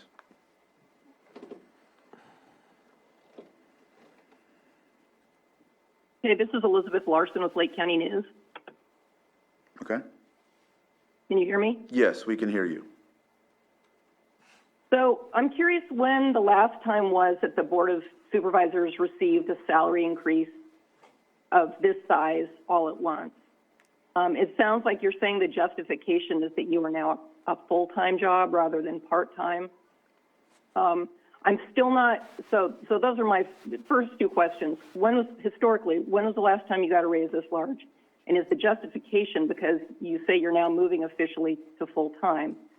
The third question, I don't understand how you're saying you're not voting for your raises, because you're putting a mechanism in place that will, you're going to be voting to put a mechanism in place. So I'm not quite sure how you can say you're not going to be voting for it. But I'm also questioning, until today, you didn't share with the public what your mechanism was to deal with the benefits. And it's this idea that, well, we'll deal when we have overages in certain areas, but what do you do in the years when you don't? What do you do in the years where things are severely under budget? And finally, I'm curious about the statement from Supervisor Pyska about the District 4 seat being hard to fill. There were at least 3 applicants, and only one of them was acknowledged by the governor's office as far as I can tell. So I'm not quite sure where this idea of it was hard to fill. There were people who wanted the job who weren't even acknowledged in the process. Those are my questions. All right, thank you. The last time the board received an increase was in 2015 when the entire county got a 3% COLA. And then full-time versus part-time. I just think that's been stated. I don't know if that's one of the justifications. Was that something, Stephen, do you know? That one I don't know. I just know that when talking about it before, folks, everyone that I've talked to that's been a supervisor has always had some sort of an additional job or income. I know since when I joined in 2019, I was doing 2 simultaneous jobs, but I did not run for the second term in the tribe so that I can concentrate fully on my district. I'm not sure. I know everyone else here is currently full-time employees, and of course, like Supervisor Sabatier said, I think that at another time, if the board decides and gives direction to the staff to do something else, if everybody that's elected has other avenues or something of that nature, they can address it then. Another thing I know that I talked about when they brought up raises in 2019, when I was very green, if you will, I mentioned that don't give us a raise, give us staff. And then that was like, oh man, that was like, and I didn't mean staff like, I meant like staff members so that we can have people doing tasks. And I regretted saying that, but either way, yeah, I just figured I'd help with that. I don't know if that answers the question. But I do know that the mechanism in place, and I'll try this one, but someone else can help me if need be. But Do you mind if I help out? Because I think that's based on a comment that I was making, that we could always change that. I mean, we're voting no matter what. It's just that no matter the mechanism we choose, we could always bring this exact type of agenda item back to us to have another discussion of, do we continue the mechanism? Do we change it to 45% with the same mechanism? I mean, to me, the idea that we're insulating ourselves by doing this is not very real. Right. And so I think hopefully that helps out. Yeah, it does. And the only thing that I know with the mechanism is that attaching it to the judge's salary for me ends the every year constant discussion about it, unless the board decides to give that direction. And that way, for me, to me, I don't want to have the discussion every year. You know, I mean, I only have 4 more years, but at the same time, I don't want to talk about it every year. And I'd rather it just be something that's done, and especially for the next supervisors, whoever fills our seats later down the line, if this stays in place the way it is, it's not something that needs to be discussed. One less controversy, in my opinion. I know folks in this county like controversy. For me, I like to have less and focus on the issue, so that's just my personal opinion. But, does anyone else want to help answer that with mechanism, or? I'll just speak to the comment about about my comment, or the question about my comment, is that I think that there was a long period of time where there was only one applicant for the seat. I know there was one applicant that lived in my district, so they weren't qualified. I don't know about the other 2, and I hadn't heard about them until just towards the, I think in September is when I heard that there were other applicants that applied. So there was a significant amount of time where there was only one person that applied, to my knowledge, and that's why I made that comment. I see. And then overages, I think I'll leave. Well, did you want to add something, Supervisor Green? Overages, I'll leave that to you, Stephen. The question about overages, and in the future, if overages change, how are we justifying this in the future for the amount? Well, that's what would be taken care of in the budgeting process. This is a standard salary like any other employee in that regard, to where if something happens in the future, we would have to take a look at either lowering our expenses or finding a way to increase revenue. It would be a standard budgetary item. 165,000 isn't going to cause us to go over in any particular year, so it really depends on the scenario and what happens, and then we would react at that time. We do have a lot of vacancies that technically don't have a cost, but they are budgeted. So there is leeway within the budget without taking any actions of anything further. Depends on the scenario. Supervisor Sabatier? And that's exactly why I brought up the idea of waiting until mid-year budget, where there's a little bit more concrete of how we're doing, how are things handled with the economy. And I think that waiting until February 1st is the wise decision, because this is going to be ongoing. This is not one time. And I think that we'll have a better understanding of where we are, where it comes from, and if it can be applied on an annual basis rather than saying yes today without having all the information. And obviously, we don't have anything to say yes to other than direction to staff today, but that would be my reason for saying February. Well, the yes would be in a resolution when it comes back, because then that's when we can determine from that point. This isn't a yes, this isn't saying we get it, this is saying giving direction to staff. Go ahead. Okay, but I do want to bring up that when we spoke about this last spring, you said the same thing about the budgeting in June and then in September.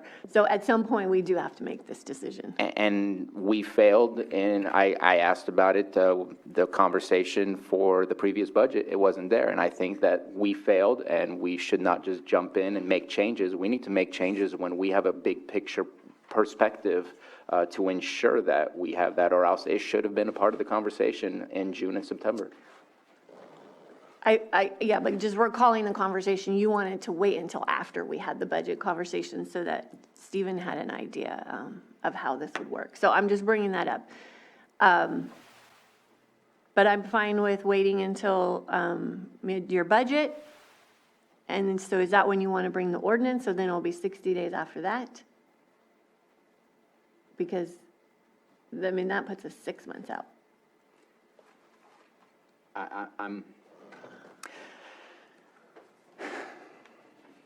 I'm comfortable with that. I'm okay with that. I think we need to have concrete evidence of longevity. Do we have concrete evidence of longevity? I have multiple years of history. The last 3 or 4 have been extraordinary. Right. So we would have to have more assumptions at this point because we're only 3 months in. And what Supervisor Sabatier is talking about is I'd have 6 months of data to where it's pretty sure you'd have to have a stark decline for it to not match what we're looking at. Supervisor Green? Yeah, I don't want to saddle staff. We're just being asked to direct staff to proceed with the necessary steps. Let's get on with that. I don't want to saddle them with an expectation of a timeline or that we need job descriptions all of a sudden. I get to go down to Disneyland in 2 weeks and learn all the job descriptions that come with being a supervisor, all the government codes that apply, all the assessment appeals we're going to listen to, other appeals of a quasi-judicial nature. I'm going to support this, and we're going to find the money to pay for it, and we have a big old budget. And I acknowledge there may be some challenges in finding the sustainability, but I have every confidence the staff will get us there. And I don't want to hang this up on some potential concerns that aren't in evidence right now. I just think we can probably move ahead with the recommended action. All right, and so I know we were in public input. I see that we have 707-295, 7257. If you can unmute and speak your name for the record, and we'll start your 3 minutes. Hello, this is Bart Levinson. This is so awkward to speak to this. I support the board and appreciate everything that you all do. and I want to be really clear on that. I'm very concerned that earlier in this meeting today, we heard from one person about how his property taxes are not meeting his property value. And I think that we all know that, like the caving of the commercial cannabis industry, we are in an economic time of flux. Most of our properties are worth less. So I'm very concerned about budgeting, counting on a property tax increase, and especially given that this discussion is following your 2 days of budget meetings when there were so many needs of each department, still 20 to 25% understaffed, having just enough employees to meet their basic tasks. I so appreciate what you do. I totally support your getting the fair wage for that. It's just the actual numbers of how to make it all work. And in this time of such great variables of COVID, now recession, and in the past, our fires and floods, we do need to acknowledge that this county goes through enormous fluctuations, and it has to be carefully planned for. Thank you. Thank you.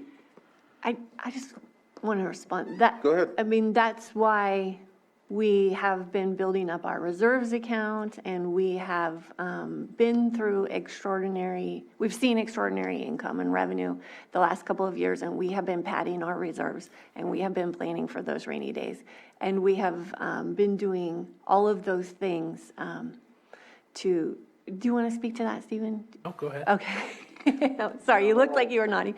Well, you're correct. So yes, correct. Like we are, you never know what's coming along the horizon, but we have been very diligent in our planning so that we have enough reserves. Stephen. And I do want to say something about property taxes. If you look over the history of 20 plus years, there are very few years that it actually decreases. Property to property, yes, but the actual income after AB8 is done to the taxing entities, the county piece does not fluctuate a whole ton other than it is over that course of time 2.38% increase over 20, 30 years, and over the last few years it's the exact same, even actually slightly higher. So there's only been, if I recall correctly, maybe 2 years where it was actually a decrease year over year for property tax. Now, from the county level. So it's a very stable source, even though house to house per se, it changes quite a bit potentially. All right. With that, There's more hands. yes, there is. Jillian Perillo, if you can unmute and. Thank you so much. Jillian Perillo on North Lakeport. I just want to express my full support for the proposed new compensation plan for Lake County.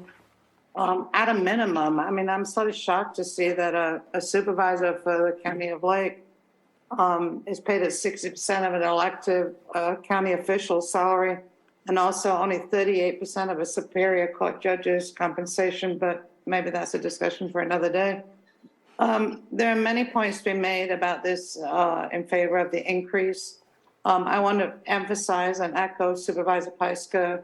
It's very difficult to get the interest of candidates who are interested in stepping up to fill a position once they learn about the current salary level.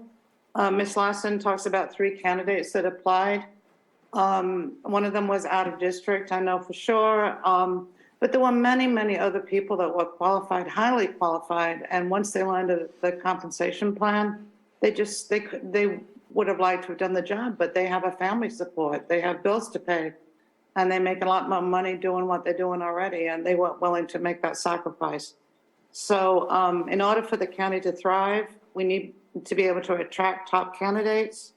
And that requires we offer competitive salary compensation level. And, as the more challenges we have in this county, the more we need really skilled people who are spending full time working on this job and are paid a fair wage. Thank you. All right. Thank you for that. I'm not sure if this is a repeat hand or if you just didn't put her hand down. 707-295-7257.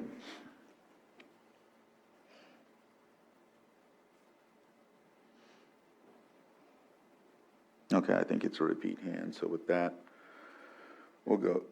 Oh, wait, then, sorry, it's Brad Chatton. His hand was up earlier. I think he had an issue with unmuting. If you can unmute, we'll start at 3 minutes. Thank you, Chairman. Brad Chatton here. Bruno had a great comment earlier about the expectations. I just have the one comment. It is kind of raises my eyebrow, is when the supervisors read their daily calendars or their weekly calendars, and I hear that they are having a meeting with a constituent, and being the skeptical person that I am, and knowing many supervisors over the years, but recently I have noticed one particular supervisor who says, I'm meeting with, on such and such a day at this time, a constituent. And so I thought, well, that's interesting. I'll put myself close by. And that meeting of the constituent was pretty much the cashier clerk at the local grocery and back home. And that was not fair. So I would ask the supervisors when they say they're meeting with constituents, they don't have to say their name, but let's hear the business. I mean, if it's a lot line adjustment, if it's a complaint with a sewer problem or a road problem or whatever the problem is. But as a citizen who observes activities of our supervisors, and I don't do it on a daily basis, that's for sure, but I think one of you know that your meeting with a constituent was with a store clerk. And so I'm going to ask y'all to think about that when you're giving your calendar. Be a little more informative of what you're doing with your time, because I understand that it does take time. I agree with your increase. It is, I know supervisors from other counties. I have a relative who's a supervisor in another county, and he makes much more, much more. But he actually works 50 and 60 hours sometimes, and he's highly involved. And I'm sure some of you supervisors work that schedule too, but it is not a fair assumption that everything is a constituent in your district and you're doing your shopping. Thank you. Thank you. Go ahead, Supervisor Pyska. Yeah, just to clarify, when we give our calendars, that's what we know what's happening on Tuesday. And, as the day goes on, those calendars fill up, and that doesn't account for phone calls and emails and all kinds of other things. And I don't know what this comment is about or who it's directed to. But, if you had written down that time when that supervisor was meeting a constituent, it's completely likely that maybe there was a cancellation. I don't know. But this is what our calendars look like on Tuesday. And things change dramatically as the week goes on and the weekend as well. Did you want to add something? I have a question. Because there's two readings with regard to this ordinance, and then it doesn't become effective 60 days after, does the board want us to bring that like in December in preparation for the February budget mid-year? Or do you want us to wait till February to begin that process? I'm just asking because, you know, there is a time period that the ordinance requires to make it effective. Any thoughts? Supervisor Sabatier? I'll just express what I've already said. I would like to have concrete evidence of continued revenues that can support this and not projections. And that's why I think mid-year, our September budget is absolutely a projection. Mid-year, what I love about mid-year is it has some very concrete evidence of how the year has gone, and the projections are that much more accurate as to how it's going to continue to go. And that is why I mentioned that. If it's possible to bring that level of information at a December date, I don't know if that's even possible, but that's what I'm looking for, because we have to know what's there rather than just say, this sounds good. Stephen? Well, Supervisor Green? Just a suggestion, and again, I don't want to get in the weeds on projections. We're either going to do this or not, and we're going to find the money.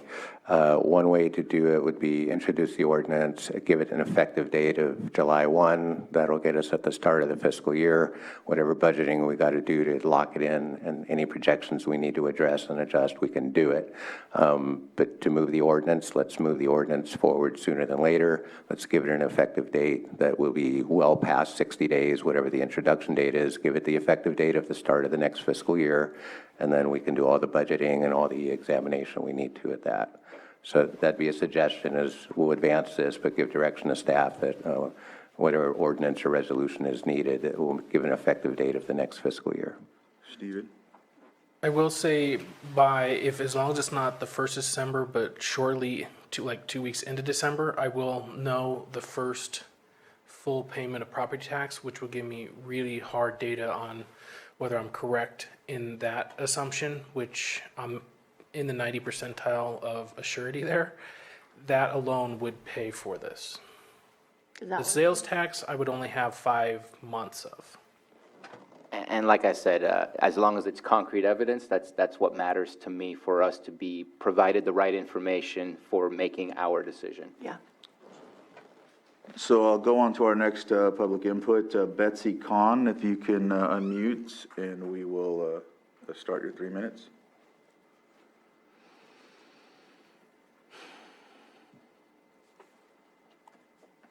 Thank you, Mr. Chair, and good morning, Board. I'm with Jillian. I think you all deserve to make a decent rate of pay. Everybody does. I would like to add to what I think Mr. Chatton was referring to, specific to your calendar announcements that you make. One of the tasks that I have as a reporter is to follow what you do, when you do it, how you do it, and talk to the listeners of our radio station about that activity. But the reporting, and you guys have improved this. Bruno, you've been a tremendous influence on this. Mrs. Peiska has been a tremendous influence on this over the last 2 years, giving us more information about what you're doing and why you're doing it, when you're doing it. But you have no accountability. There is no staff that records your correspondence. We have no access to knowledge about exactly what you're doing in those ad hoc committees or those committees that you create where you say there's not going to be any public input.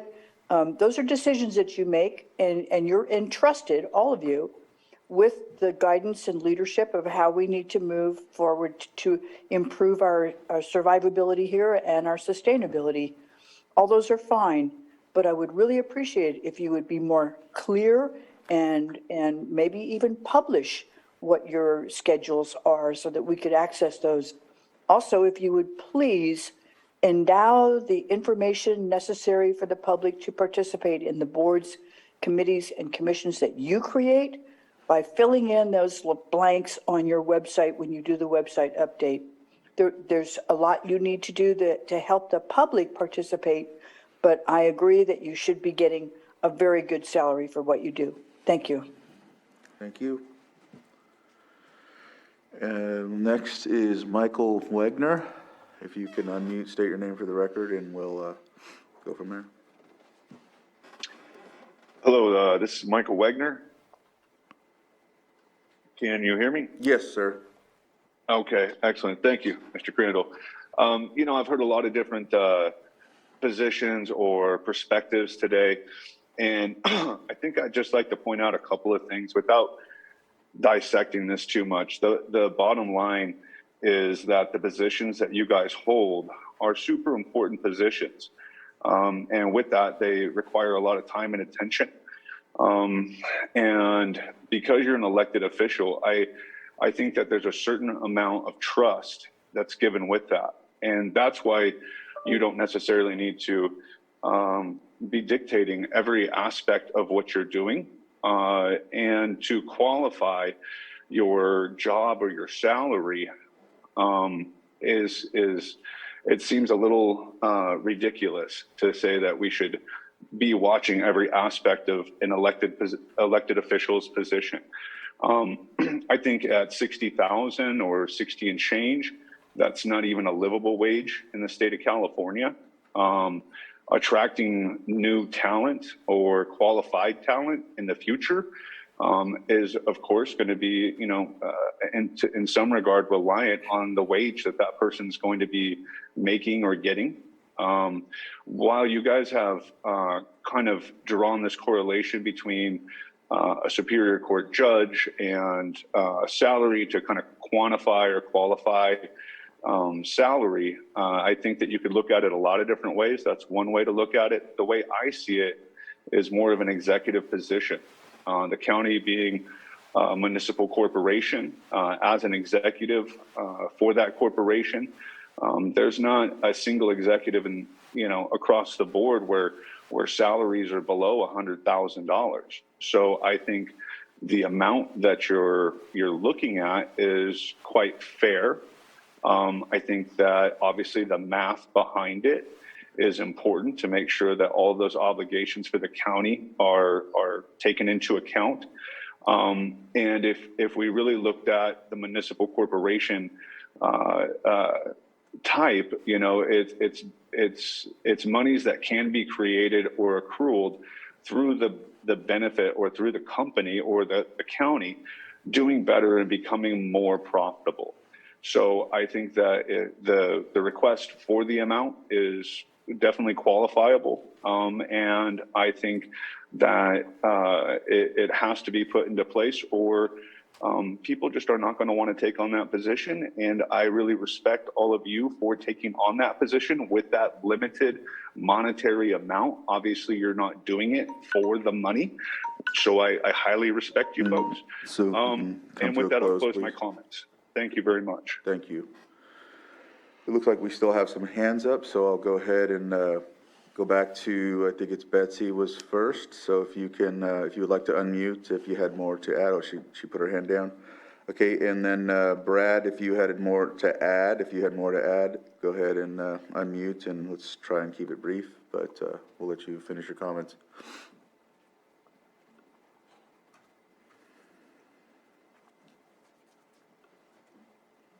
All right, looks like, all right, the hand went down. Michael's is probably finished as well. So with that, there's not anyone else. Actually, we do. Joan, if you'd like to come to the microphone and state your name for the record, and we'll give you 3 minutes to make your statement.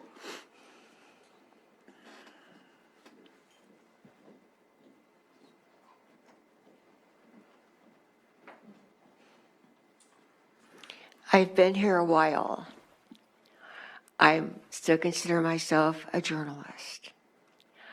I want to say that I think there should be something between a complaint for damages and a lawsuit by which the public can be supportive and be critical and give evaluations.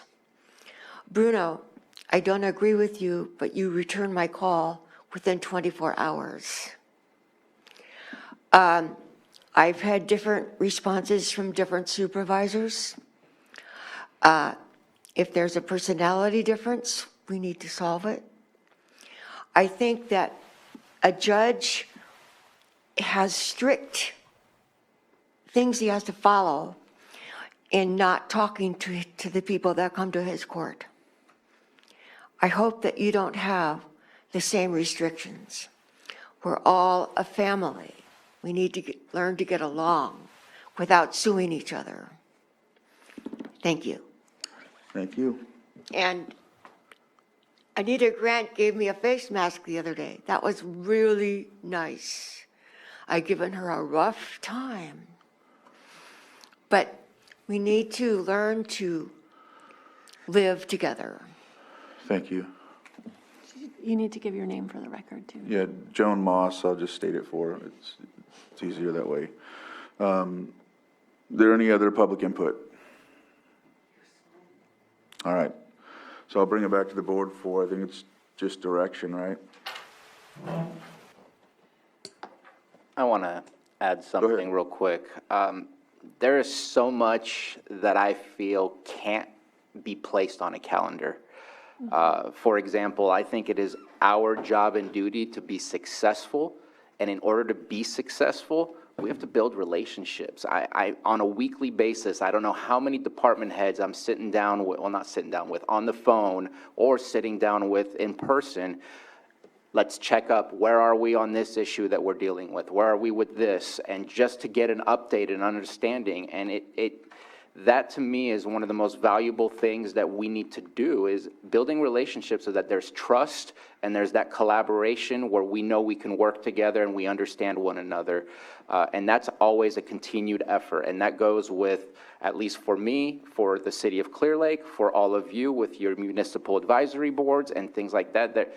There's things that can't be placed on a calendar, but that need to get done. And if they don't get done, we're not going to be successful. I just think that the calendar thing, I personally kind of find useless, just to know what meetings we're doing, other than we find out, oops, that's not on my calendar, so that becomes useful. But telling what we have accomplished and what we are doing in those meetings, I think is absolutely useful. That way we can be a little bit more up to date, and we're not allowed to really discuss it because of Brown Act issues, but at least we can update each other on the thing. So I think the calendar thing is, it's a little weird to me. I don't want somebody following me from my calendar thing. That's awkward, but we're here to do the job that we were elected to do, and there's a whole lot more to it than just meetings and coming here on Tuesday. A lot of work happens at the grocery store and the post office, by the way. If there's nothing further, Honorable Chair, I move that we direct staff to proceed with the necessary steps to amend Section 2-3A.1 of Article 1, Chapter 2 of the Lake County Code, compensation of the Board of Supervisors as recommended. If I may ask for a clarification, as recommended, meaning the timeline that we discussed in potentially mid-December to bring it back? Yes. Is that what the motion is? Yes. Okay. Well, and also to add language that it's a full-time position. And I think if we can have I'll say second to this one, and then I'll add something.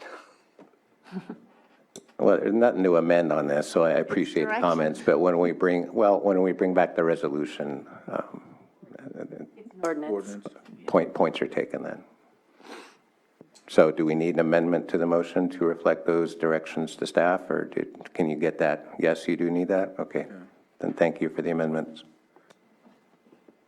Can you restate the whole thing for me? It's going to take two of us to do it.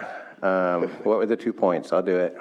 One, bring it back ASAP. Don't wait till June to bring it back, but then... Well, it was mid-December following the confirmation of property taxes. First payment of. First payment of property taxes and job description. Tell you what, let's just leave it open in January. How about the direction to bring it back in January? That'll buy time for everyone. And the 2 bullet points you wanted were some type of job description? / expectations. What's, CAO? Yes, I mean, the only item I heard is that it's a full-time position as far as expectations. I'd like to bring it back so we can have a further discussion specific to that, since that's not necessarily what's on our agenda today, but what are the expectations? Ms. Gray? So wait, we're bringing it as a separate discussion for expectations, or is this just going to be in the ordinance? I recommend that we just do, we bring back the ordinance for 2 readings with a revenue report either in late December or early January, and separately, we can bring back information regarding job descriptions and expectations. And I know that it's not job description, because that's described within the statutes of our Constitution for the state, but we can talk about expectations internally. I think that would be more appropriate. And your board has existing policies, procedures, and guidelines for conduct, et cetera, that can be augmented as you wish to more fully flesh out your function. I think once those are highlighted, we'll see that they'll probably stand, but, so. Did you get all that? Absolutely not. You guys are talking in circles again. Let me see. So it sounds like you want to parse off the job description. Okay, and it sounds like so mainly the motion is focused on the fiscal part. So how about if we move to direct staff to proceed with the necessary steps to amend section 2-3A.1 of Article 1, Chapter 2 of the Lake County Code, yada, yada. And that direction to bring it back no later than, I think it would be January 23rd would be the latest. That would buy you plenty of time. And you'll have all your revenue forecasts and all the stuff you need then. Would that work? Works for me. For the ordinance, as far as the compensation, and then we're also given direction to do something with job descriptions, but we're not giving direction to do that by a date certain, right? Correct, and actually, any one of the board members can sponsor that and bring that forward. An augmentation of the. All right, so we didn't even talk about job descriptions there. So Johanna, is that a clear enough motion?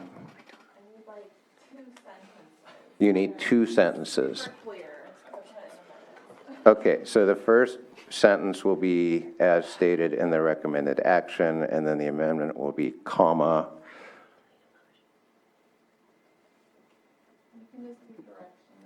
Yeah, it just says direction to staff. What do you? Can we do direction, or would you rather see a motion, Anita? What do you want from me? The action with regard to the ordinance should just simply be brought back with what your board wishes to see. If you want it back no later than January 23rd, then you should so state.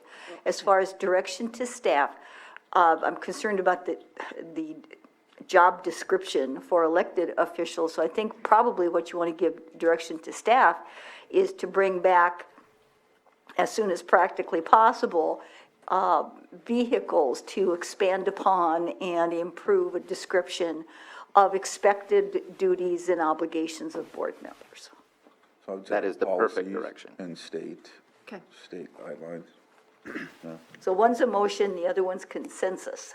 Okay, so consensus for the ordinance. No, motion for the ordinance. Sorry. Motion and consensus for the Staff direction. expected duties and obligations. Okay, do you see us earning our pay today? Do you see it? I see it. Do I have anything resembling a motion, Johanna? That is, The staff report has a motion that you can use. all right, I think I did. So we're going to direct staff to proceed, blah, blah, blah, blah, as recommended, and that recommendation is to bring it back no later than January 23rd. January 23rd or December 23rd? No, we want the Said no mid-December later. revenue estimates. I want Stephen to have time to crunch the numbers to everyone's satisfaction. That will still give us 60 days, plenty before June 1. I think January 23rd is fine. No, let's say no later than January 23rd. No later, yeah. What's coming back, a did draft say that. ordinance or blah, blah, blah? No later than January. I have a solution. Anita, can you give us the motion that we need, please? Okay. It is just simply a motion for staff to draft an ordinance effectuating the salary increases for board members as discussed on this date, and to do so no later than January 23rd of 2023. What she said. So moved. So moved. Second? I have a motion. I don't know who I'm seconding, but second? Motion by, I think it was Michael, so, all in favor? Aye. Aye. Opposed?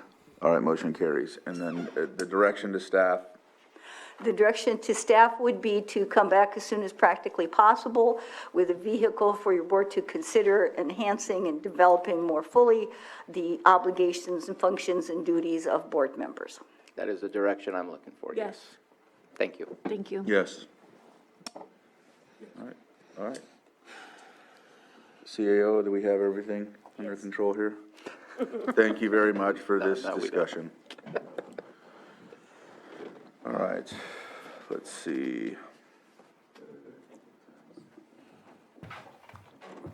We'll move on to 7.3, consideration of memorandum of understanding between County of Lake and Partnership Health Plan of California for the Housing and Homeless Incentive Program for FYs 22-23 through 27-28 in the amount of $4,174,059, and allow the Director of Behavioral Health Services to sign. And it looks like we have Director Metcalf here, if you'd like to have the floor here, sir. Yes, thank you, Mr. Chair and members of the board. Todd Metcalf, Behavioral Services. I'm sorry, my item probably won't be as interesting as the last one, and I'll try to keep it brief. But as was stated in the board memo, this is a proposed memorandum of understanding between Partnership Health Plan and Lake County Behavioral Services. This is basically a result of the California Department of Healthcare Services housing. If I can interrupt Todd real quick, sure. and Ms. Grant, I still am in transition, so I'm technically still a partnership member. Nobody's booted me off yet. Maybe if I get a raise, I'll get booted off. Is there a conflict of any kind? This is a public generally type of discussion, but if I'm a partnership member, do I need to go bye-bye? Well, if there is no actual financial conflict with any of this, correct? You don't stand to benefit financially from this discussion? No. Okay, so there's no actual discussion. Then the only remaining thing is if you feel that you would be unduly biased or prejudiced in one direction or another, which is a determination that each board member has to make using, your own good conscience. It doesn't sound as if that would be the case here, but that is certainly up to you to determine. All right, thank you for that. I don't claim any such bias. Thank you. Thank you, Supervisor Green. As I was saying, this is a result of the California Department of Healthcare Services Housing and Homelessness Incentive Program, which is pretty much designed to guide unhoused individuals into actual independent and permanent living situations and arrangements. The monies will flow through the Housing Continuum of Care, which, as you all know, Behavioral Health Services currently overseas. The real exciting thing about this is that this MOU, Memorandum of Understanding, not only focuses on housing and positive health outcomes, but the activities involved in the scope of work of this will support and help what's called the community supports component initiative of CalAIM. CalAIM is another one of those lovely acronyms. It's California Advancing and Innovating Medi-Cal. So the community supports component of CalAIM will create and improve existing service delivery around housing support. And this will help reinforce that and enhance it. I also see with this MOU a potential connection to Care Court, since housing is a part of that initiative as well. And we've talked a little bit about that before already. What I would like to do, and I'm hoping that Scott Abbott, our housing program manager, has zoomed in or dialed in, because what I thought maybe would be useful would just go through the budget allocation that you've seen. It's part of your packet. Because there are a lot of different things that this is designed to do, and I thought maybe he could just walk us through it. And before I forget, I do want to thank Supervisor Sabatier for your recent support in the Housing Continuum of Care. You had some input on this, so I just want to make sure I thank you for that. And Scott, I can't see you I'm here. Oh, great. Would you mind just maybe walking us through that budget summary? Okay, you bet. We did create a budget. We, as in the COC Executive Committee, did create a budget. We'll be getting, I'm sorry, let me start with, does everyone have Todd, did you say everyone has a copy of that budget? It's in the board packet. Everyone should Okay. have it. I forget what page it's on. You have to dig for it, but it's a line-by-line summary of what these monies will be used for. And I thought it would be helpful for you to understand what you're approving as far as what each of those line items means. Right, okay. I could share it, or does everyone have it? You could share it. I think it'd be beneficial if you shared it. Okay, we'll do that. Thank you, Scott.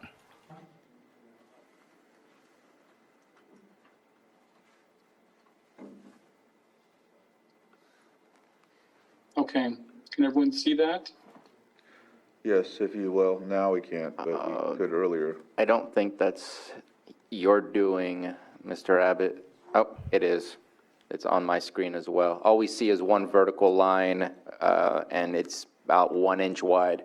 Oh, really? We can see column R. Nice, okay, let me try that again. You need to go to page 1, maybe? No, this. Perfect. There we go. Right there. Really, you see it, okay. Interesting, I just moved on the screen, I didn't do anything else. Anyway, okay. So this is the total allocation that we're receiving. Actually, let me go to a different tab right here just to start with that. So here's the net allocation that we're receiving, which is $3.7 million over 3 years. And this is the year breakdown for each year. As Todd explained, this funding comes from DHCS through Partnership Health Plan, who are charged with working with our COC in determining how this funding is to be used.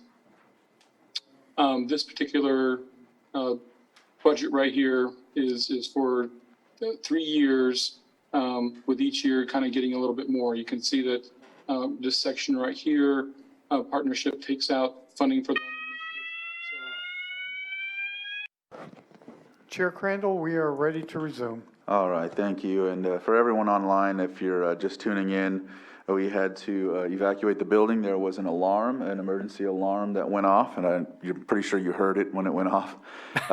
Not sure if it was for training or if it was, okay, apparently it wasn't for training. So anyhow, everything's back to normal here. We're in good shape to continue forward. So that's what we will do. Director Metcalf, if you'd like to continue where you left off or kind of give a brief recap, we can go from there. It will be a very brief recap.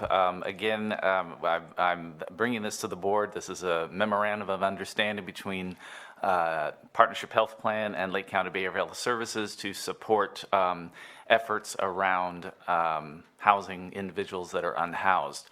And where we left off, our housing program manager, Scott Abbott, was sharing the budget summary, which I think would be a nice way to explain a little bit more about what these monies are to be used for during the course of this, the term of the MOU. And he confirmed that he has been, oh, there he is. All right. So, Scott, are you able to share your screen again, please? I am. Would the board like that? Yes, please. Okay, I'm not sure where I ended and you left. Unfortunately, I think you're going to have to start from the beginning. Sorry about that. Okay. Wow. My wife tells me I had that effect on people.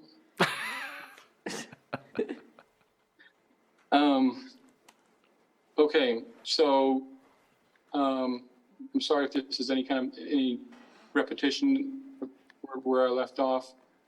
This was the total amounts per year that we'll be receiving from. This is the total net allocation that we're receiving, $3.7 million. These represent the two areas where Partnership Health Plan will be taking out for their own administrative purposes. And also they have contingency amounts for just in case. And, you know, as this is an incentive program, as the name says, we'll most likely be able to earn that at a later point. I went through previously this total allocations of where the money is being broken down within. Yeah, a good portion is going to rapid rehousing, which is for be able to help people gain housing as quickly as possible. Then we have some for street outreach, some for a significant amount for service coordination, which is services provided to those that are homeless. We have a little bit for delivery of permanent housing, which would be, you know, maybe to help in a small amount with people that need some permanent housing, maybe some construction costs to improve something. It's related a lot to the next section, which is prevention and shelter diversion, which is something I'm pretty excited about because it's about, we haven't had that before. We haven't had the funding for that before in the COC, or at least the amount to be able to afford that. But prevention and diversion, or thinking people pay for rent so they're not evicted, or you know, doing things that will help them stay in their housing as opposed to ending up in a shelter. But we do have funding, the next line there, interim sheltering for ongoing shelter. We also have a little bit of money for shelter improvement. We have money for administration. We have money for data infrastructure and systems improvement, which would involve our software system that we use for tracking all the services that are provided and people that we come in contact with. And then we also have a bit in there for evaluation of this project, as well as you know, auditing the COC and what we're doing to make sure that we're doing things well. And that's where the whole 3.7 million comes from. These budget numbers are not firm because, you know, as needs come up, we can adjust this budget, work with the state to make any adjustments that we need to, but this is kind of our starting point. The whole idea of this grant, as in why it comes through the Department of Healthcare Services and through partnership, is designed to increase the working relationships between the COC and the managed care companies programs, recognizing that those that are homeless would either qualify or have Medi-Cal, and so it's done with the idea that it's part of a whole person care that we're addressing people's homelessness, because that's a factor in their health. And so, as I said, the big part of this is designed to increase that cooperation between Partnership Health Plan and our COC. Any questions? Supervisor Spatier? I wanted to add some comments and then ask some questions. This was, thank you, Mr. Abbott, for bringing this to the executive committee. I know you had a very short timeline in order for us to approve all of the budgets, and I was reviewing all of the emails that we were going through, and everything matches up perfectly. So I appreciate you kind of taking that messy conversation, messy not in a bad way, but just messy, and just there was information everywhere, and really be able to grab everything and put it together so that we have this here. There is a slight confusion. I'm not worried about it, but I know it says year one, year two. I know that there was 3 years that we were looking at when we were building the budget. We're anticipating a very small increment of funding to arrive in 22-23. Then we were looking at 23-24, and so on and so forth. And those were much larger chunks. And so the way that the thought process worked with the team was use year one with the small incremental funds to really set ourselves up to make sure we're going to be successful. And so looking at the procedures for the street outreach, which will have a potential impact on our pick count, and ensuring that we're doing everything we can to have the correct number. That number will affect our funding for what it is that we receive from the feds and from the state. And then afterwards, between the year 2 and year 3, the idea was to put a whole lot of money into the sheltering, with the idea that as we help people, we're going to need less and less sheltering because we're going to create a more permanent solution. Now, granted, it's a short time frame of only 3 years, so we can't see a huge reduction of those things, but the idea should be prevention will take away from the reaction of having to shelter people. If we can really get that prevention to be strong, we're going to feel really good and hopefully have the great results that we're looking for. So I appreciate what it is here that's presented to us, and hope that we get exactly what we've been asking for. And yeah, it's going to be flexible because this is kind of a projection of what we think will happen, but who knows what will actually be necessary. There was another question, or maybe I think I just kind of stated it rather than made the question. Oh, yes. The budget that we see is only for a specified number of years. What we're approving here is all the way through 27, 28. I believe that once our projected budget is over, and this is a question to you, Mr. Abbott, that we go ahead and resubmit for another 3-year budget. Is that correct? You know, I haven't heard that.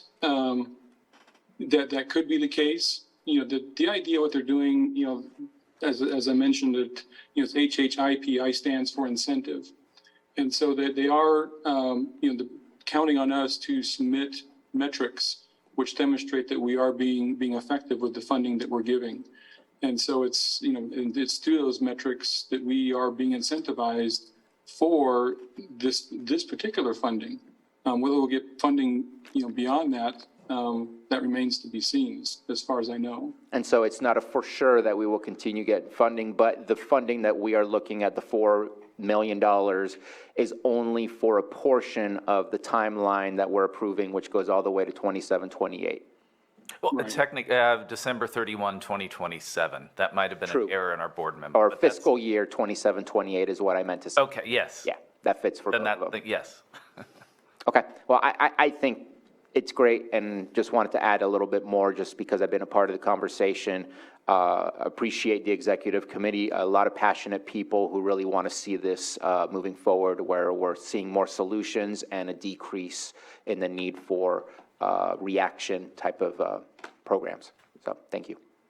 Thank you, Supervisor Sabatier, and I appreciate the fact that you pointed out the prevention piece. As you saw in that budget allocation, there is a significant amount of money allocated to that, and yes, in theory, hopefully the housing needs will go down over time if this works right. That's the plan. Yes.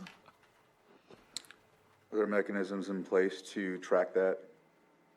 There will be. Okay.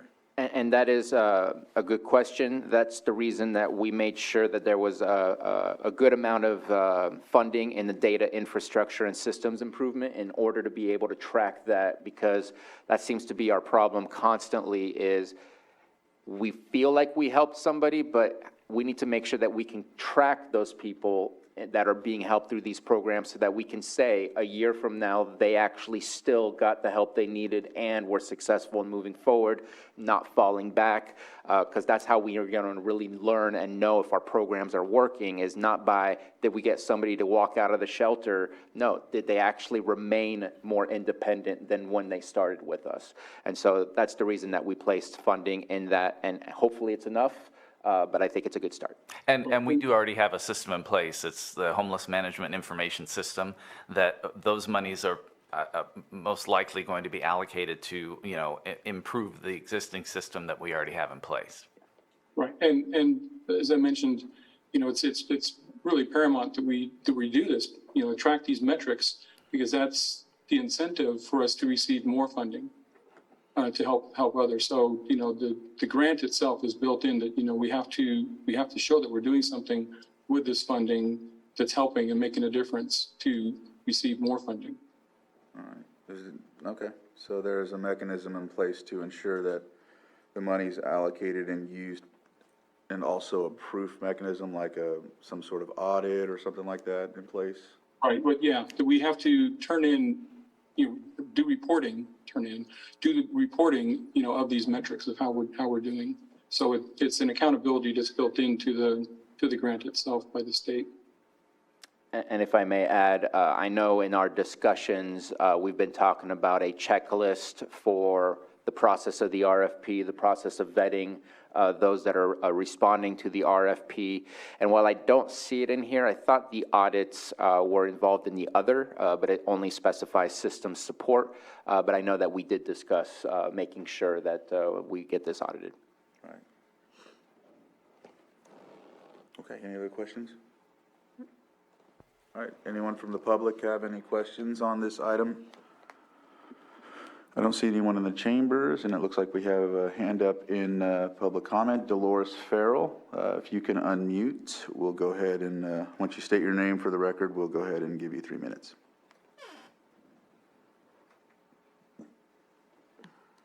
Morning, everybody, or is it afternoon right now? I think it's afternoon. I had a couple of questions. Can you guys hear me? Yes. Oh, okay. So first question, I'm looking at the budget, and I remember seeing this budget, but now it's a little bit different than what I originally saw as a member of the COC executive board. So I wanted to get some clarity on this so that I could clearly support this plan. The first item has to do with the original budget said permanent supported housing / transitional housing. The new budget says assist with permanent housing, no mention of transitional housing. So I'm wondering what happened to, there was a lot of conversation about the need for transitional housing, and yet this has disappeared from the budget or changed or something. I don't see it anyplace else. The second question has to do with the original budget said system support. And my recollection of the conversation about system report, it clearly says auditing and outside audit. And it appears that that item has been moved under admin, which now means that it's not an outside audit, it becomes an audit basically by the county or I guess by behavioral health. So it seems to be that that's two different trains of thought. And I think we need some more clarity on that because we're talking about tracking and these systems and HMIS and all of that, which is well and good, but I'm positive that we also had a concern about an audit from an independent person. And lastly, I'm addressing the item about prevention, which is really good. Yeah, that was brought up by Bruno, I believe, and it's really good. So now my overall concern is when I'm looking at this budget, there are 11 tasks to be done. One task is with the county and the providers. 2 tasks are admin and the data collection, that's the county only. And there are gonna be 8 RFPs. So my question is, given the personnel that is out there right now, it's more important than ever to have all of these contracts monitored and audited by an independent person. I don't think that we can monitor all of these contracts in a way that's going to be productive. So that's it. All right, thank you. Supervisor Sabatier? Yeah, I have a question. I don't know if Dolores is still able to respond. You mentioned at the beginning that there was something about transitional housing in the original. I'm thinking I'm looking at the original that I came through our emails from Mr. Abbott, and I'm wondering if I'm confused as to what you're speaking to.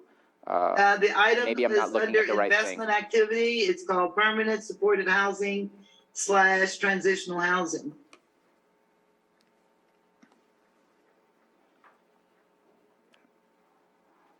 Where is that, Dolores? On the original plan that was given to the executive board on page 7, the third item, Is that the budget document?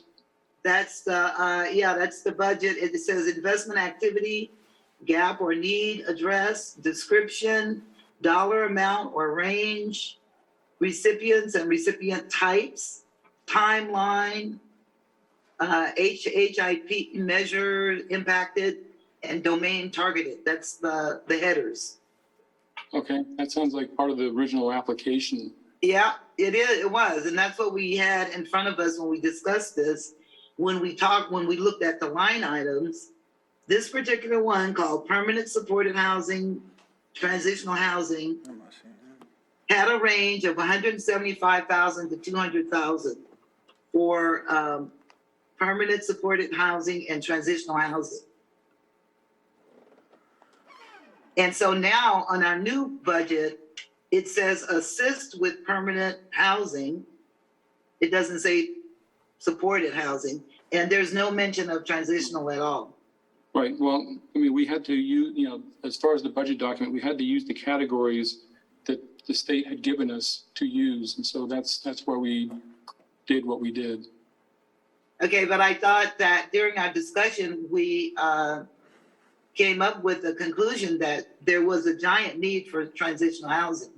And so that was a good item to leave on there. But it's not specifically included in what the budget has. Okay, It has- so it was decided that we're not gonna address transitional housing at all, right? It's probably included within interim sheltering. It probably encompasses both emergency shelter and transitional housing. Well, interim sheltering on that document is 1.1 to 1.2 million. And we came in, I think the new item is 1.197, right? So I don't think transitional housing is in there. You don't think it's in there? Well, no, because originally it said interim shelter support 1.1 to 1.2. So anyway, I'm trying to figure out what happened to transitional housing. It doesn't seem to be in our current plan, and I believe that it was by consensus that we agreed that Lake County needs transitional housing. And so I'm just asking, what about that? And the other one is about the system support. We had a big conversation about the outside audit, and that has disappeared, and it's gone under. That's still there. That's under other, the 89,000, the system support. That's where that is. Okay, where did it go? It's the last item, other. 89. Is it under admin? It's at the very bottom of the budget allocation. Okay, is it now under admin? No. We set aside its own funding for it to make sure it was there. And so we put it under other. Okay, all right, because when I'm looking at, I guess I'm looking at Todd's memo to the BOS, and that's not there.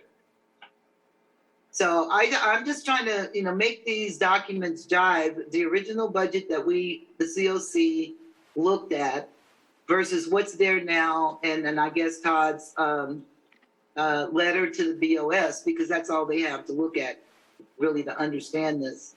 But the independent audit is not there. So you're saying that it is there in the budget, right?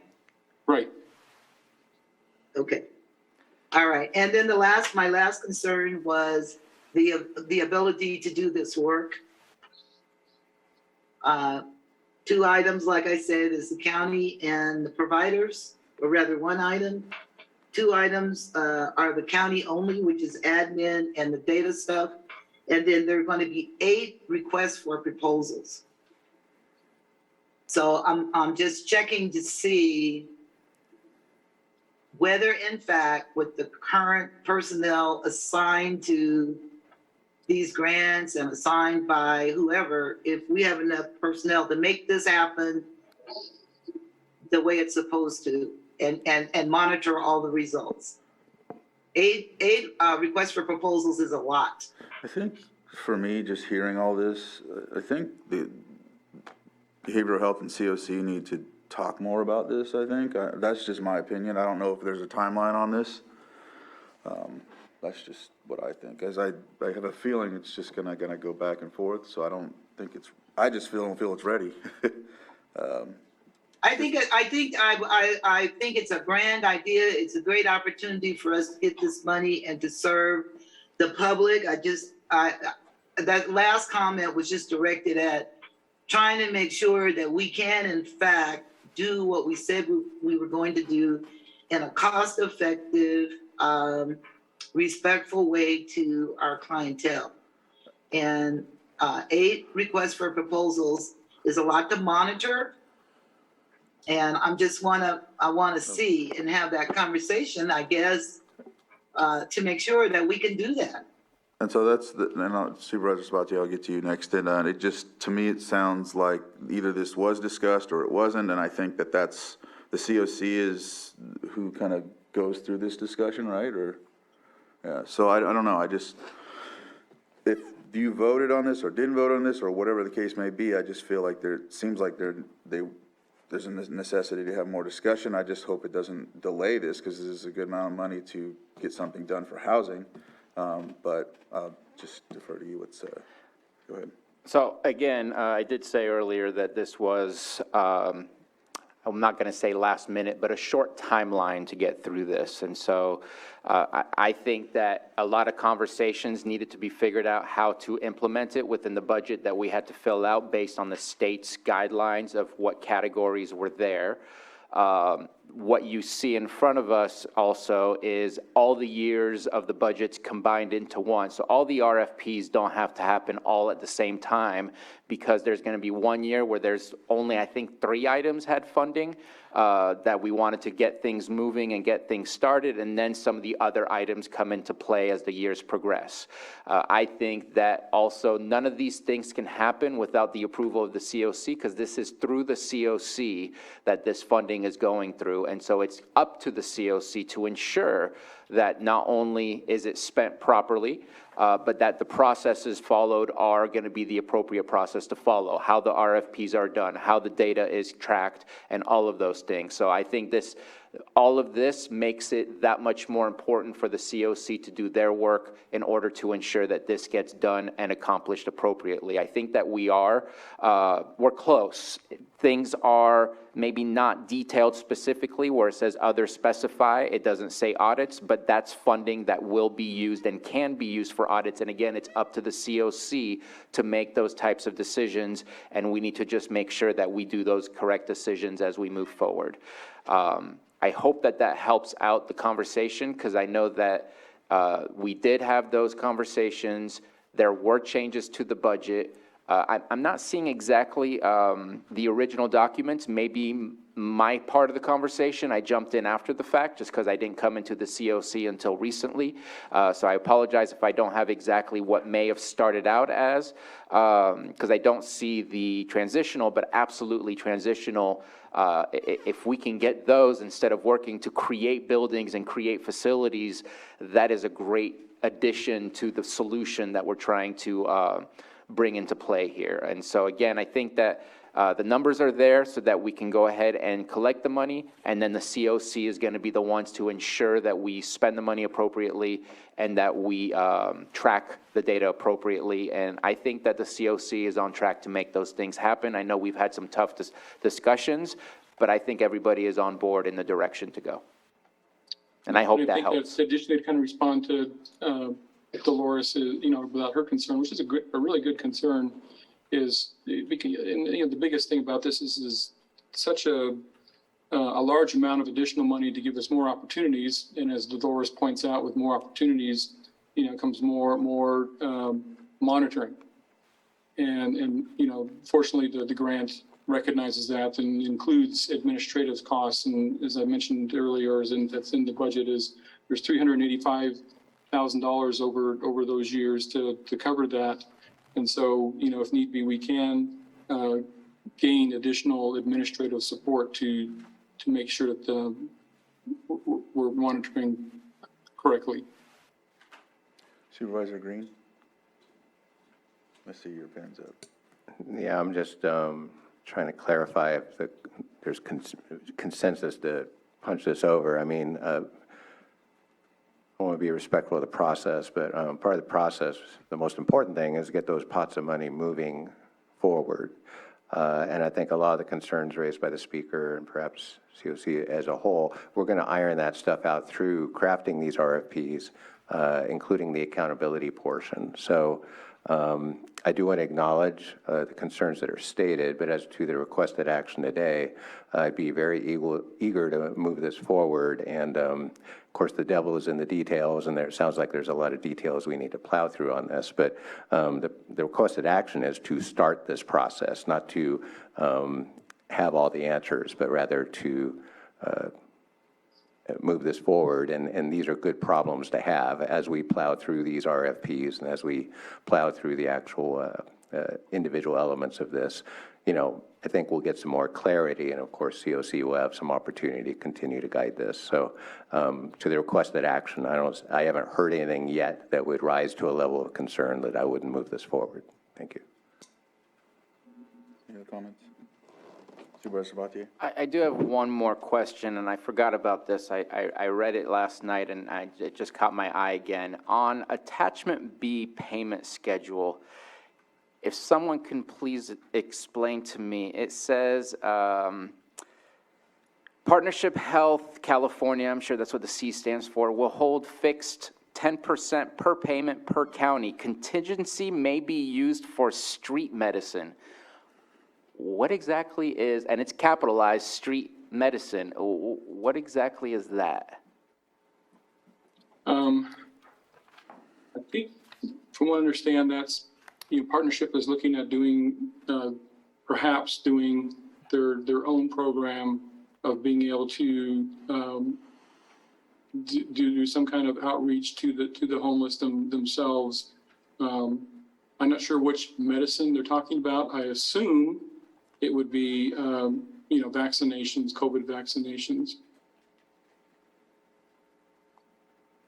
Okay, I'm not sure if that was,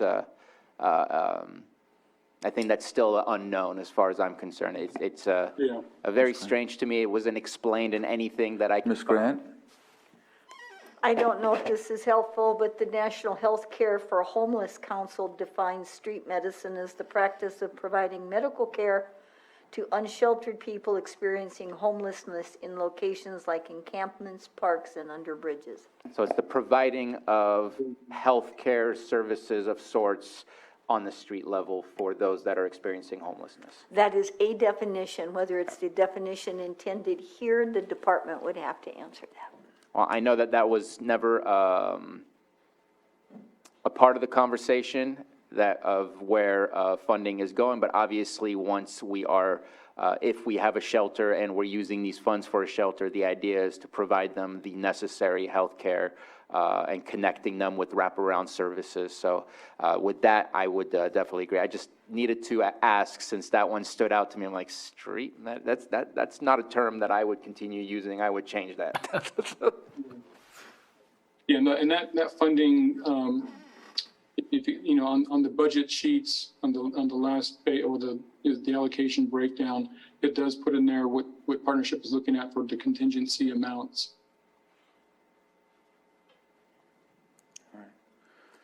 I don't see any other hands up in the Zoom room, so we'll bring it back to the board for action. Mr. Chair, I approve the MOU between County of Lake and Partnership Health of California for the Housing and Homelessness Incentive Program for fiscal years 22-23 through 27-28 in the amount of $4,174,059. I think I just did the same thing as the chair did earlier, tripped up on the 59, and allow the Director of Behavioral Health Services to sign. Second. And just one question before the call for the vote. How time sensitive is this? Is this like this week, next week, or what's? I believe we have to have this back in by November 30th. Scott, correct me if I'm wrong. Yes, it is at the, Yeah. this month, correct. Okay. That's why I'm thanking you for moving this forward, because I don't think we have a board meeting next week, so. Yeah, I understand. If we can get this moving. No, we do have a meeting next week. There is? Yeah, Oh, okay. yeah. Wishful thinking. We are still sort of kind of building this as it's moving forward. And as was also stated, I mean, not all of these things have to happen right away. So I'm fairly confident that we can pull this off. I Right, it's just, this particular MOU is a requirement for the funding and for the grant. It's an important component. Thank you. Yeah, I'm not against it. I want to see this funding come to us. I just want to see behavioral health and COC be on the same page and not have discussions as such. And so that's my issue. So absolutely. I feel like if we have more time, I feel like they should confer, come back, but that's my opinion. So I'll call for the vote. All in favor? Aye. Opposed? Aye. Motion carries 3-1. Thank you. Thank you, board. All right. It is 12:29, and I think we'll do 7 point, you said 10, okay. Thank you. Or is that going to take too long? I probably will. I just see that. Yeah. 7.10, consideration of appointment to the Hazard Mitigation Planning Committee. And with that, it looks like we have, I don't know if Sheriff Martin's here, but I see Leah here from the OES department, and so I'll give the floor to you. Hi, good afternoon, thank you.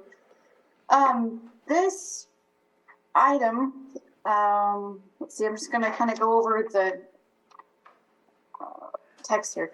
So on September 13th, the board approved the resolution 2022113, which was for the creation of a hazard mitigation planning committee. And the committee should be comprised of representatives from the County of Lake departments, other jurisdictions to include incorporated communities, fire districts, special districts, and others, and other private citizens, members of the public, and stakeholders, including local, regional, state, tribal, and federal agencies. On that same date, September 13th, a notice requesting letters of intent from the general public was posted at the courthouse, online, via social media, and our website, in the press, with the Record B and Lake County News, on the radio with a paid advertisement for 3 local radio stations, at each of the county library branches, and disseminated by email to our county stakeholders. 4 letters were received before the deadline, and 1 was received the following day and not included in this proposed committee. At this time, the proposed committee is, do you guys want me to read the names? I think we got it. Yeah. Then I'm just going to finish with, there is a quick question, I hope it's quick, that was raised recently regarding a District 1 candidate, David Fromer. We would like to request the board address that separately or first. Mr. Fromer is a current museum tech for the County of Lake. He, per Chapter 1 of the Board of Supervisors Committees policy, there are 2 types of advisory boards whose members are appointed by the board. One is independent citizens and community members, and the second type is primarily county employees and employees of other governmental agencies. The question posed today is whether Mr. Frommer is eligible to serve on this Hazard Mitigation and Planning Committee. And we ask for the board's guidance because this actual committee is a kind of a hybrid of those two types of committees referenced in the policy. And again, per the approved resolution, the committee is comprised of county employees, other governmental agencies, and private citizens and stakeholders. Mr. Frommer is an active community member, and his engagement spans from youth soccer to Red Cross and more. He submitted the only letter of interest for District 1. So at this time, we could offer 3 possible solutions for your consideration. 1 would be to appoint Mr. Frommer to the Hazard Mitigation and Planning Committee. 2 would be to leave the District 1 seat vacant. And 3 would be to reopen the entire selection process for District 1 only. All right, so I have a question over here from Supervisor Green. Yeah, and this is probably for Anita, and it probably dovetails on that. So in District 4, our appointee would be David Brown. He's not a county employee, but he wears 2 hats, certainly is very involved in the community and would meet the definition of private citizen, but he also recently joined the Lakeport Fire Protection District Board. And so I didn't know in the formation of the Hazard Mitigation Planning Committee if there was a hard number of seats attached to like government representatives and a certain number attached to private citizens. So that's just a question, and it's not the exact same as Mr. Frommer in District 1, but it's along the same lines. Thank you.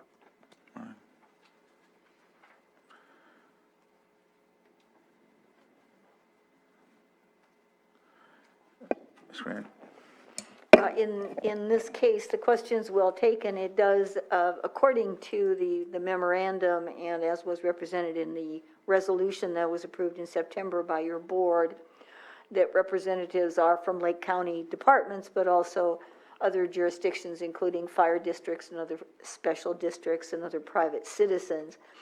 I don't have any information in front of me, though I'll pull up the resolution on that date to see if there are any numbers for those particular categories, to see if there would be any unnecessary overlap or if one person might fit better in one particular category. It doesn't look as if that's the case, but perhaps the individual who's presenting the item could speak to that with great authority right now. Sure, I could speak to that a bit. We did not put a specific number in the resolution. This is the hazard mitigation and planning. This is going to provide support to the update for our hazard mitigation plan. And as such, as described with the 3 types of representatives, we just kind of want a robust selection. That said, we did internally decide to request 1 representative from the public per supervisorial district. That was not a requirement for any purpose of the process, just to try to keep the representation spread across the county. So I think that answers as much as I can answer it. And the resolution itself in the recitals does speak to a cross-jurisdictional and public HMPC to support the mitigation planning effort. So apparently that was the only overarching goal comprised of these members, but as was just pointed out, not in any particular number according to the resolution your board approved. Okay. All right, any other questions? Open it up for the public briefly before we come back to the board. Anyone from the public have a comment on this item? I'll bring it back to the board for further discussion and possible action. Oh, sorry, I'll open public input. Joan, if you'd like to come up, and please state your name for the record. And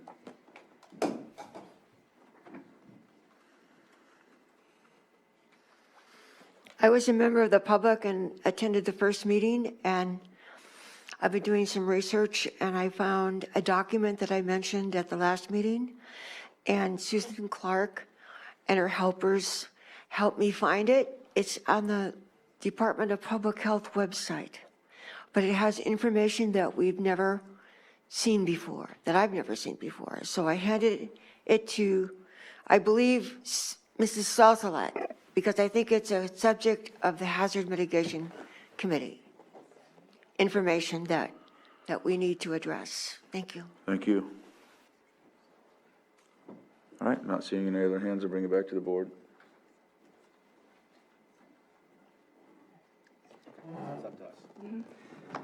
Supervisor Sabatier? Yes, I just was checking in because I wanted to make sure I wasn't overstepping the formalities of how these members were solicited and chosen. District 2 right now currently is vacant, and I would like to add Russ Kramer to the public member for District 2. And I just needed to check in with, to make sure, do we need to see an application before we can do so? But as a board, we can go ahead, and I have a yes from Mr. Kramer. All right. Any other comments? I guess my question would be on that. This is going to be the starting point of the committee, but I assume it will have some flexibility. There aren't any hard numbers in the reso. And to my original point, again, I don't know if I have a public member or a fire district member. If he's a public member, I don't have any fire district representation on there. So I guess my suggestion process-wise would be I don't object to it, but I think we should have some form of process so that future appointments to this can come up and say, yeah, we do have an application now for Mr. Kramer. We do have an application from a fire district rep. Let's go ahead and approve those appointments at that time. But the batch we have in response to the September call is what it is. And so my suggestion would be we approve what we have, and then the committee continue to evolve and grow. And if they need to add more members, then those requests would come before us as well. So we're not growing the number of members, we're just appointing to the memberships that were created with the 10 there. So I'm still offering for what I offered for District 2. But I know that it was brought up that District 1, that potentially has a issue because of a employee, and it's up to us to make that decision. And I just wanted to make sure that we have that conversation. And I think if he was the applicant, and of course it doesn't conflict with the hours that they're supposed to be working, then I would say that I'm fine with that happening. Lars? So Lars Ewing, Public Services. I'll just offer the employee does work for Public Services. He's an extra help museum technician. So if that adds some clarity as opposed to a permanent employee with the county. Thank you. You're welcome. Thank you for that. But I'm in favor. They want to participate. They want to be a part of this process. I would say let's give them that chance and not restrict them. Okay. I guess I just want there to be a process. And so we had a process, we did it, and we already have one in that came in after deadline. So it's like, if we're going to do that, we should just have open application periods, and we'll just appoint them as they come in which case it'd be fine to put Mr. Kramer on there. But I'm just curious, when we create these committees, there's obviously a process that goes there, and we just had some other items where fire wanted to really be involved, and we wanted to really be involved in fire. So I do expect this to grow, if only to hit one of those bullet points that are very important to a hazard mitigation planning committee, and that is direct involvement from our fire representatives. So I see a need to grow, or at least change the composition, and I think the way to do that is repeat this process, rinse and repeat as often as necessary until we have a fully functional committee. Right now, we do have the district reps. Sans, if we add Kramer to District 2, we'll have all the districts, but we haven't necessarily fluffed up everything as far as fire district involvement. So I'm a little curious about that. Is there any timeline to establishing this committee? Leah? Yes, so first I would like to say that we do work very closely with the fire districts and the fire chiefs. And they were going to be more involved with the working group to present to this committee as the process evolves. And then the timeline, we are under the hard deadline of spring because this plan will expire in July, and we need to give them give the state and FEMA about 90 days to approve it. So we're trying to, this is just what we're calling like a fast update process to get our plan and keep it current, while we then will seek the funding and a longer process to do a multi-jurisdictional plan and take the full 3 years of that the grant would offer and do a more thorough project. Does that help? I appreciate you bringing that up, Leah, because this, we have to get moving on this. This committee is for this update for the hazard mitigation plan, and, this is what's been brought to us by OES. I think it's great. I'm ready to move on it. It's not going to be a long-standing committee. This committee has a job to do, and then it'll be done. So with that, did we already do? Oh, sorry. I thought we already. We did public input, but if you have something to add, I'll briefly open public input before we. Thank you. Yeah, Greg Scott, Scotts Valley Road District 4. When you're talking about the hazard mitigation group, you're obviously talking about fire planning for OES and putting this together. I wasn't aware of this, and it's a short-term committee, but I do have 35 years of a CAL FIRE experience as an employee, as a division chief. I had my own fire team. I did a lot of hazard mitigation during that time, as well as controlled burning and things. I also ran the disaster management of Lake County for a number of years with CAL FIRE. So if it would assist the 4th District Supervisor, if you're looking for a citizen, I'd be happy to work with you if that's what you want. I've offered my service before to the fire district. I was turned down. I'm not going to go into that, but I really hesitate in volunteering with the type of background some of these committees have their good old boys thing. And if you want help from somebody who's been outside that has a larger view than Lake County, I'd be happy to work with you if that's what you want to consider. Thank you. Close public input. Back to the board for either action. Mr. Chair, I move that we approve the Hazard Mitigation Plan Committee as amended. So I have a motion and a second. All in favor? Aye. Aye. Opposed? Motion carries. Okay. Thank you, Leah. To the gentleman, I appreciate the offer. I certainly would encourage you to attend these meetings. Thank you all. All right, 12:45. Okay, Lars, after Lars. She's growling. I know. 7.6, consideration of a resolution accepting bequest of real property and funds from the John T. Klaus 1994 Trust to the County of Lake. And with that, we have Lars Ewing. Actually, no, I'm sorry, this is Anita Grant.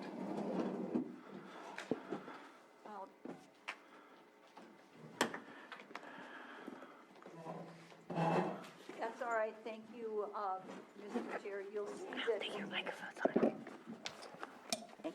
You'll see that before you is a resolution where you would formally accept those parcels that would comprise the rather large acreage that would be designated as the John T. Klaus Park.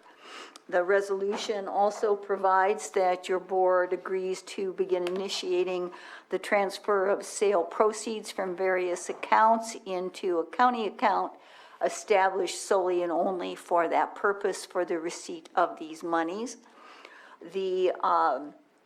At present, the attorney for the trustee is preparing for a final accounting that will be filed in court. The details are becoming known as her work steadily progresses. The only issue before you today is whether to formally accept this donation and then to move forward again to initiate the process of transfer. Pursuant to the terms of the trust, the county, through the Public Services Department, Parks and Recreation, is entitled to the properties designated as park properties if your board agrees to the conditions that are delineated in the resolution, and entitled to proceeds, again, if your board agrees to the conditions that are delineated in the resolution. And those proceeds, of course, are used solely to maintain the park property. Mr. Ewing has already been out and visited the site with the trustee to determine the initial work that would need to be done, and I'm sure he'll report that. As you know, this created some delays because the original attorney for the trustee passed away, and a new attorney had to come in and essentially begin again in order to ensure that the terms of the trust and the expenditures of money were all scrupulously adhered to. Thank you, Anita. Lars, did you have anything to add to that? Well, I guess I'll start just by thanking Anita for her work. It has been quite some time since we discussed this, and there was a direction from the board at that time to develop essentially a business plan. How can we, what would be the use of the property? Would it be financially viable? And what I would offer to the board is that because we're looking at a potential county park, it's certainly premature to develop a management plan without getting public input. And so we're kind of stuck between a rock and a hard place where it's not ours to plan for yet. And so we have not gone out to public input to get their input and develop a plan. What I would offer is that yes, I have been out to the park a number of times, the potential park a number of times, and we have also received a quote for cleanup. There's a good amount of cleanup that needs to occur out there. For those that have been there, you'll understand. And the funds that appear to be coming in from the trust, I've taken a best hack at what we could operate that park, but I'm certainly holding short of calling that a business plan. But what I would offer is that the numbers that we appear to be receiving handed over to the county for a great public benefit. I think just as the Parks and Recreation Director, I think it's an opportunity that doesn't come along very often. In comparison to Mount Konocti Park that the county purchased and did not come with any funding, this has both of those. All right. Any questions? Supervisor Spatier? I appreciate this coming back to us. I think there's a lot of great opportunities that comes along with this. Very thankful for Mr. Klaus and wanting to leave a legacy behind him in Lake County, and a very positive one at that. My only request is, because I do have some concerns, and those concerns I think can easily be taken care of with a management plan, a fiscal plan, but without knowing what is the actual cost to us, because even if we leave it in its natural state, we need to make sure that there's fire mitigation that happens there. We need to make sure that it stays clean and things like that. And so eventually, no matter what we do, there is some sort of cost that comes along. And so if we can come back whenever that can be possible to have the details of it, I think that would make me more comfortable knowing how we move forward into the future. But I think this is an opportunity that I don't want to miss. Great. All right. Any other questions? Open it up to the public for any comments. I'm not seeing anyone online. Close public input, and there is 3 public comments in Zoom. I mean, not Zoom, I'm sorry, Granicus, and then 2 other letters that are included as well. They're in support of it. And I'll just leave it at that and bring it back to the board for either action or. Mr. Chair, I offer the resolution. Resolution has been offered. Supervisor Sabatier? Aye. Supervisor Green? Aye. Supervisor Pyska? Yes. And Supervisor Crandall? Aye. Thank you. All right. All right, thank you. Thank you. Thank you, Anita. And thank you, Lars. So exciting. All right, so I think, yeah, let's go to lunch. Let's do a lunch break. Sorry. I'm going to take 2 minutes. Okay, which one's that? 7.9. 2 minutes. I was already up there. Sorry, Lars. All right, 7.9, consideration of administering agency state master agreement for federal aid projects, and B, consideration of resolution to authorize the Public Works Director to approve supplements of the master agreement. Thank you, Board. Scott DeLeon, Public Works Director. This is an agreement that, well, the last time your board approved the master agreement was in 2007. So these are long-term agreements that we have with the state, allows us to take advantage of state and federal funding. For whatever reason, the state's changed the master agreement number, and just about every agency across the state is adopting these new agreements. What historically has been done is your board approves the master agreement, and then you also adopt a resolution that authorizes me to enter into supplemental agreements, which we've, again, been doing since 2007. So this is simply the new master agreement, and then together with a resolution that will authorize me to sign the supplemental agreements to the master. So you have two actions here today. You're going to you're going to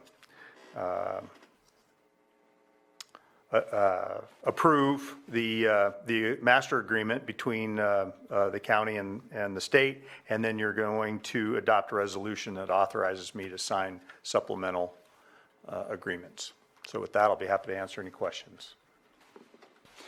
Supervisor Sabatier? We'll be considering it, but it would be ridiculous to say no. So looking forward to saying yes. I would really hope that your favorable consideration, yes. All right, open it up to the public for any comments. Not seeing any hands up in Zoom or anybody in the chambers, we'll bring it back to the board for action. I move to approve the agreement administering agency state master agreement for federal aid projects. Second. So I have a motion and a second. All in favor? Aye. Aye. Opposed? And motion carries. And I offer the resolution. resolution has been offered. Supervisor Sabatier? Aye. Supervisor Green? Aye. Supervisor Pyska? Yes. And Supervisor Crandall? Aye. All right. Minute 45. Yes, Lars, come on up. We know you like getting your steps in. 7.8, consideration of authorization to the Public Services Director, Assistant Purchasing Agent to sign a purchase order to Peterson Cat for a 2022 826K Caterpillar landfill compactor and the East Lake landfill for an amount not to exceed $1,189,752.32. Okay. Lars. All right, thank you, Lars Ewing, Public Services. I appreciate that summary. With what is in the subject line really does summarize it. A few little pieces to this is that we, number one, we have budgeted for that within the solid waste budget, largely funded through tipping fees at the landfill. A few things, when we talk about buying a piece of equipment, what is it replacing? It is replacing a rather old piece of equipment, 2002, with over 24,000 hours of equipment use, and a typical replacement at, very high level is about 15,000 hours for landfill equipment. So it certainly had a good life there. We have two compactors. This will be a second, and when you go up to the landfill, typically you're going to see two compactors in operation there. As far as the actual competitive bidding has been deemed to have been met under the county code. It is purchased through Sourcewell, which is used to be National Joint Powers Alliance, and it's a cooperative purchasing alliance. So with that said, competitive bidding requirements have been met, and Peterson Cat has provided a bid that included the discount associated with Sourcewell. So happy to answer any other questions beyond that. There's a discount on that. There is a discount. Yeah. All right, so I'll open it up to the public for any comments. Not seeing any, I'll bring it back to the board for discussion or action. And I'll just say it quick, I just came down from Quackenbush for a landfill. Thank you so much for the hard work that your staff does. It looks very clean, it looks very well managed, and so with that, I move to authorize to the Public Services Director, Assistant Purchasing Agent, to sign a purchase order to Peterson Cat for a 2022 826K Caterpillar landfill compactor at the East Lake landfill for an amount not to exceed $1,189,752.32. Second. I have a motion and a second. All in favor? Aye. Aye. Opposed? And motion carries. Thank you, Lars. Thank you. All right, so it looks like we are at 12, we're close to 1, so we're going to go ahead and break for lunch and come back at 2 o'clock. I almost said 1 again, remember that? Yeah, so we'll come back at 2 o'clock and we'll continue on with our non-type, there's, I think, two more on non-timed items, and we'll go from there, and then close session. See you after lunch.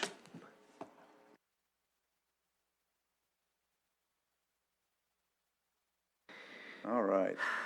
Looks like we are ready to go. It's 2:02, and we were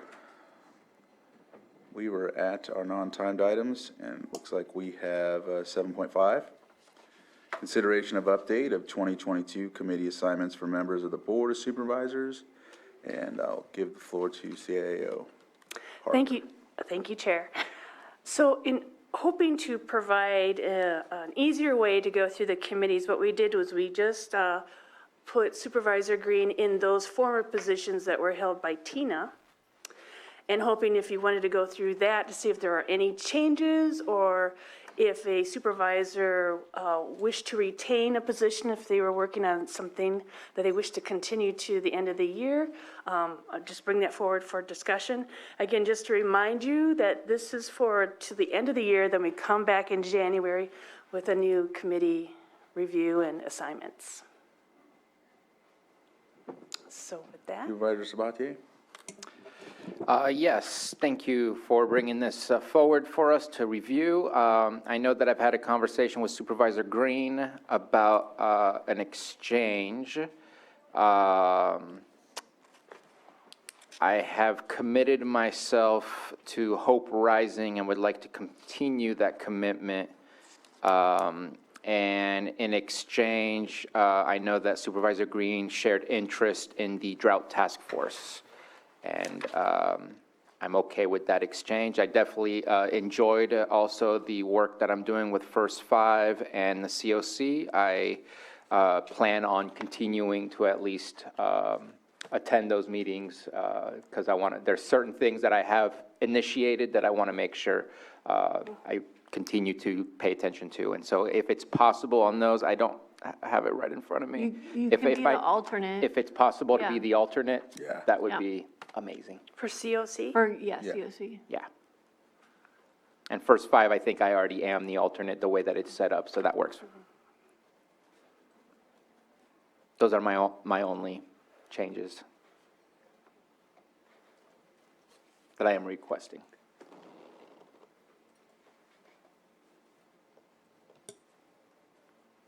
So right now on COC, it looks like Jessica's the alternate.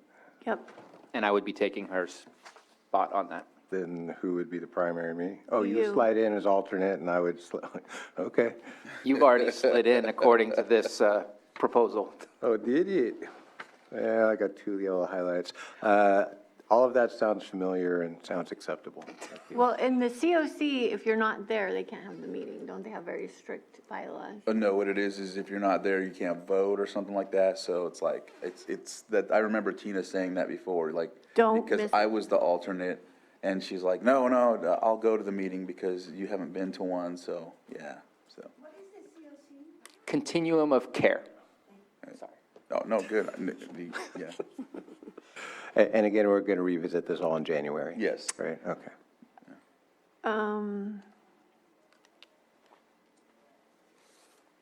We had made the changes to the EMS, right? That was that North Coast EMS. We made that before. Oh, wait, and then Children's Council, you would continue on as alternate and I'd be primary again? Supervisor Sabatier? That's the way that I saw it, yeah. Okay, well, you wanted to be primary and finish out the year, I can be your alternate. I think that would probably make more sense. And to be honest, I have not received an invitation, or if they haven't met, I haven't gone to a single meeting regarding the Children's Council since that changed. Oh. So I have no commitment and no connection at this moment in time, other than they're very connected to First Five, but that's about it. Okay. Yeah, okay. So between the little yellow blank spots, my name goes. All right, any other comments? All right, I'll open it up to the public for any comments. Not seeing any, I'll bring it back to the board for action. Mr. Chair, I move to approve the committee assignments as proposed with the amendments stated today. Second that. So I have a motion and a second. All in favor? Aye. Aye. Opposed? And just to check with staff, do you need to repeat what that amendment was and what those changes were, or was that clear? It was fairly clear to me. I made notes. Okay. All right. And we'll get a copy of the completed thing Yes. Yes, sir. for Mr. Clueless over here. Thank you. All right, so that motion passes, and it looks like we are at calendars before we go into closed section, so I think Supervisor Sabatier is ready. I'll go with him first. Okay. I feel like we need to make sure we step up our game here for our calendars. So let me just review a couple different things that occurred last week. We did meet for the website reveal. What we have looks really good, but right now what's going to happen over the course of the next 2 weeks, I believe, is there is a designated individual in each department that will review the new website and its pages to make sure that all of the information and data has translated over correctly.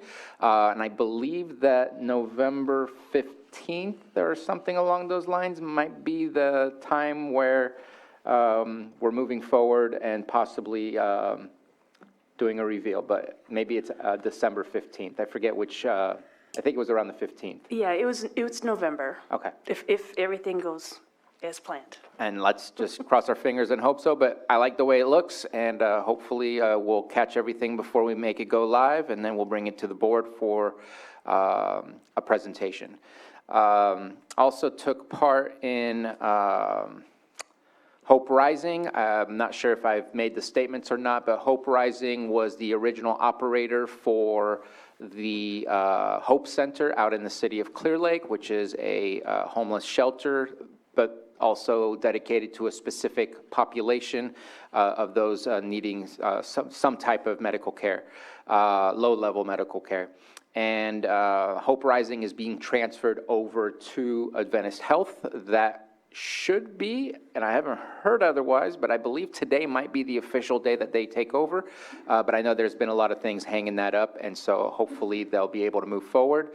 We are looking to have our retreat in the next coming January, I believe January 25th, so that we can set up our goals and get our budget prepared for next year as to what exactly we want to get accomplished with Hope Rising. We're still working on SafeRx, still working on what previous Supervisor Scott brought to us, the Smart Start Bright Future, and also still working on something that I went last Friday, which was meeting with Lakeport High School, or Clear Lake High School, very confusing at times.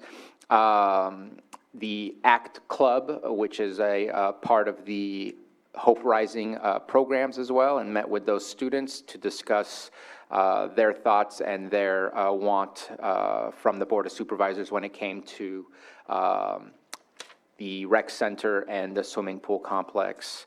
I think those are the major things to discuss of what occurred last week. And then tomorrow, I don't have anything scheduled, but I know one meeting with Mr. Talaferro, who works for providing services to our veterans, especially in the EDD world, and he wants to meet with myself and Chair Crandall regarding veterans, and then also a meeting with an individual that would like to discuss the Potter Valley project with, again, myself and Chair Crandall as well.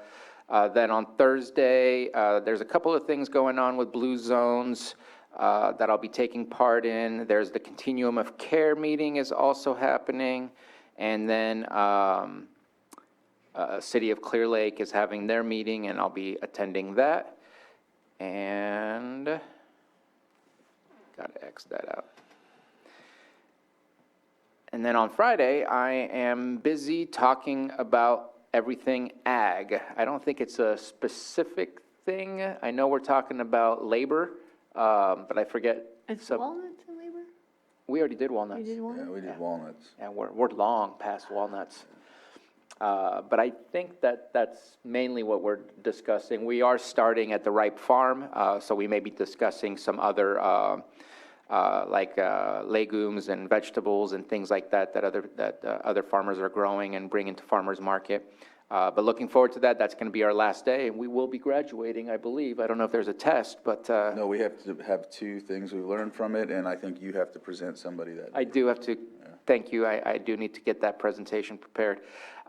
It's been a rewarding program to go through, and also making those connections with those that are involved in the class and those putting the class together, so I appreciate the Farm Bureau. On Saturday, I hope that I'm not double booked. It appears Chair Crandall is telling me I'm not, but I know that there's the One Team, One Dream that's happening, and I'd like to be there as we are one of the sponsors of that program this year. Really happy to see our seal on their advertising stuff along with Lakeport and Clear Lake. That was definitely something I was looking forward to when we approved that. But then also in the evening is the Shop with the Cop dinner that's happening over at the Boutique Winery, and going to be there as well. So we'll see if I could do both. So supposedly I can. And then on Monday, no, it's not this month that we have our Middle Creek Restoration. I do have a bunch of stuff that I can't see. December.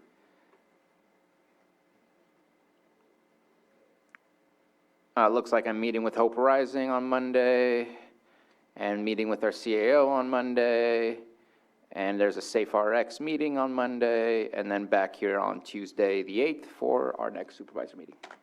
That's all I have. Supervisor Green? Thank you. I do have a calendar. It's right here.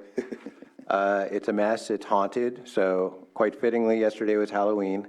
And so I did want to highlight all the beautiful costumes and decorations around. And it really made yesterday so much more entertaining for me. You haven't lived until you've sat down and talked assessment appeals with a pirate, as I did. And that was good times. I also want to congratulate our new Lakeport Fire Protection District Chief, Patrick Wrights, who is starting his first day today at Lakeport Fire. It's been a bumpy road. We had an interim and all that. I'm very excited to see somebody new at the helm, and I'll probably be trotting out of here after the meeting and go shake his hand.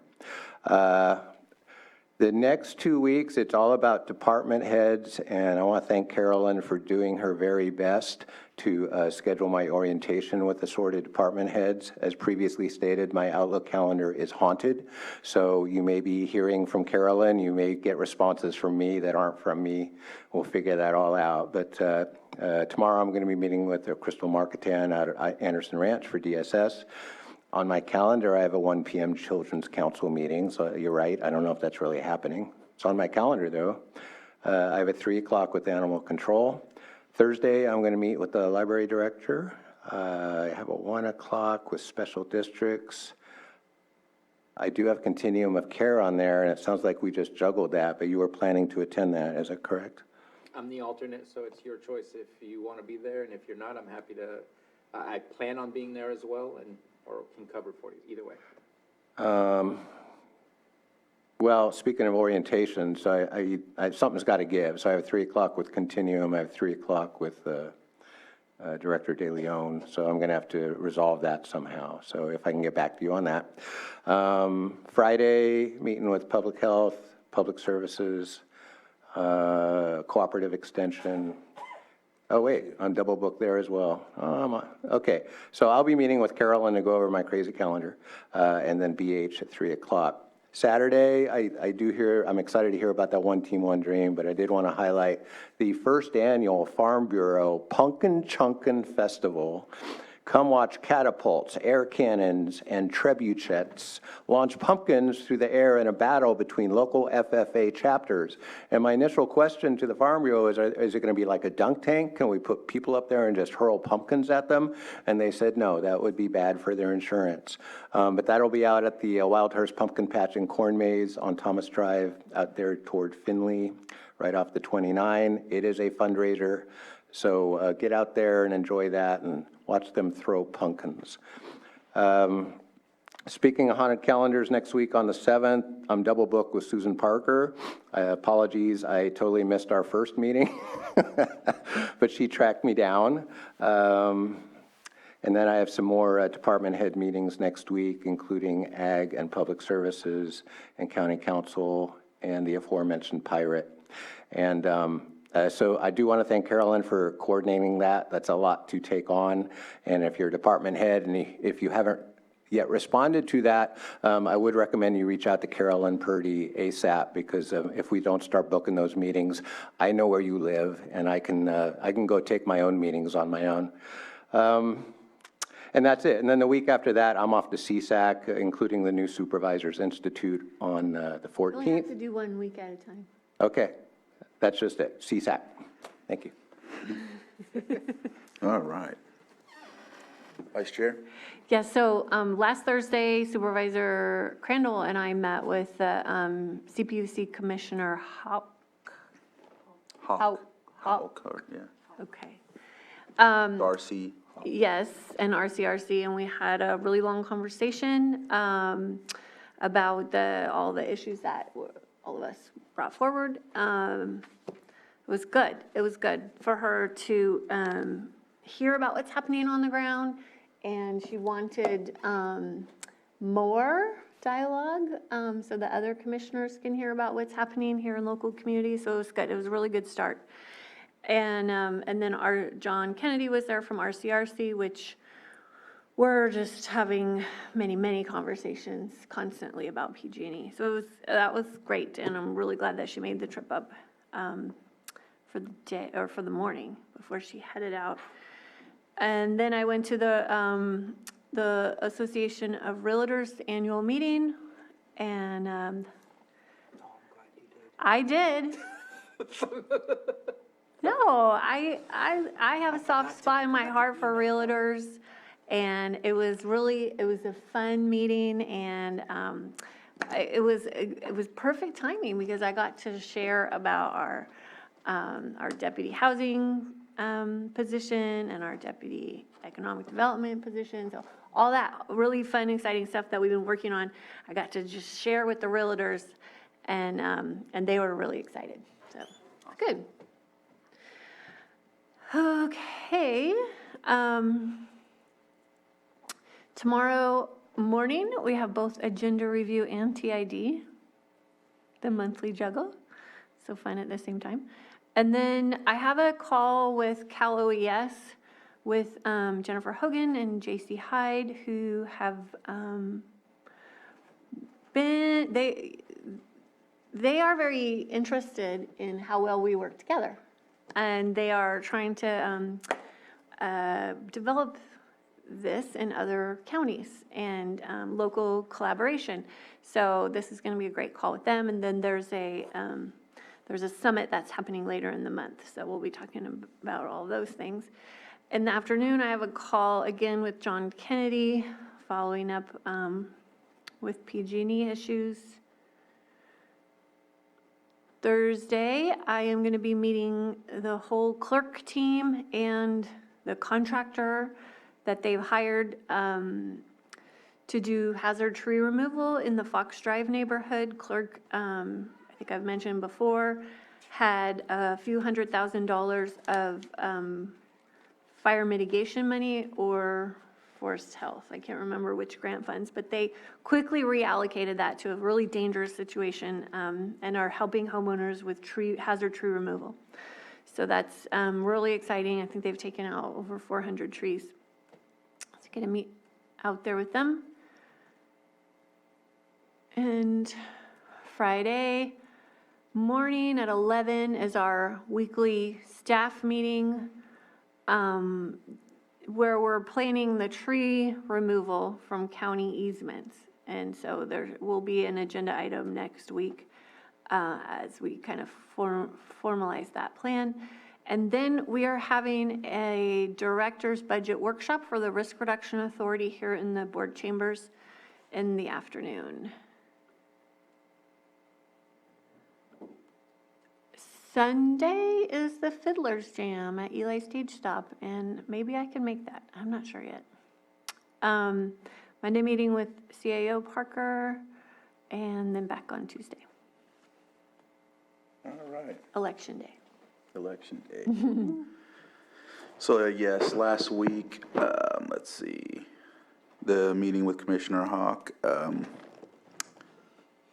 don't know if, yeah, I did, I knew about that ahead of time. The second one after that was Congressman Thompson came, and that was an addition, so sometimes, like, for example, I ended up missing the AAA, so, so I attended this as the chair to be a part of that, so,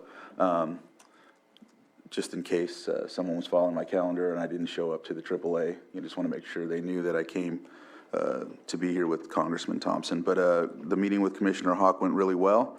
Really enjoyed talking about the issues that we're having with PG&E and the gathering of that. We also brought up Supervisor Sabatier's concerns about Rule 20A. I also brought up a lot of conversation about the Lake Pillsbury situation, just to have Commissioner Hawk apprised to that.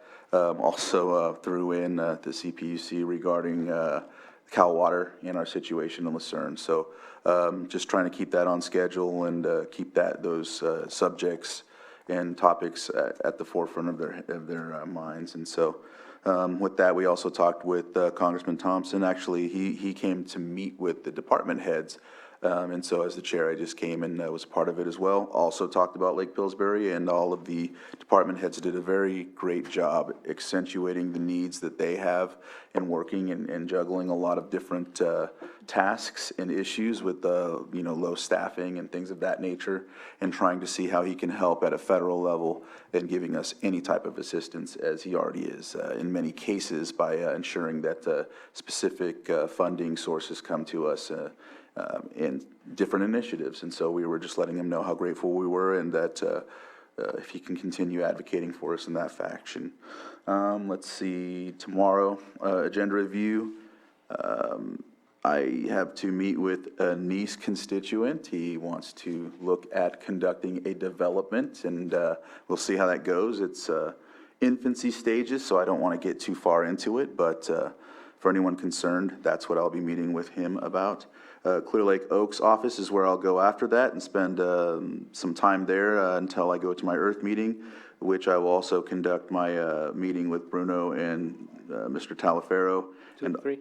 Yeah, 2 to 3. And then also looking at if we'll be able to make that meeting with the gentleman in discussion about the Potter Valley project. Then I'll attend to Earth, and then to CSA2 in Spring Valley. Thursday, let's see what I got there. I know I have the AR 6330 meeting. Friday's Ag Venture. Bruno pretty much summed up what we'll be doing that day.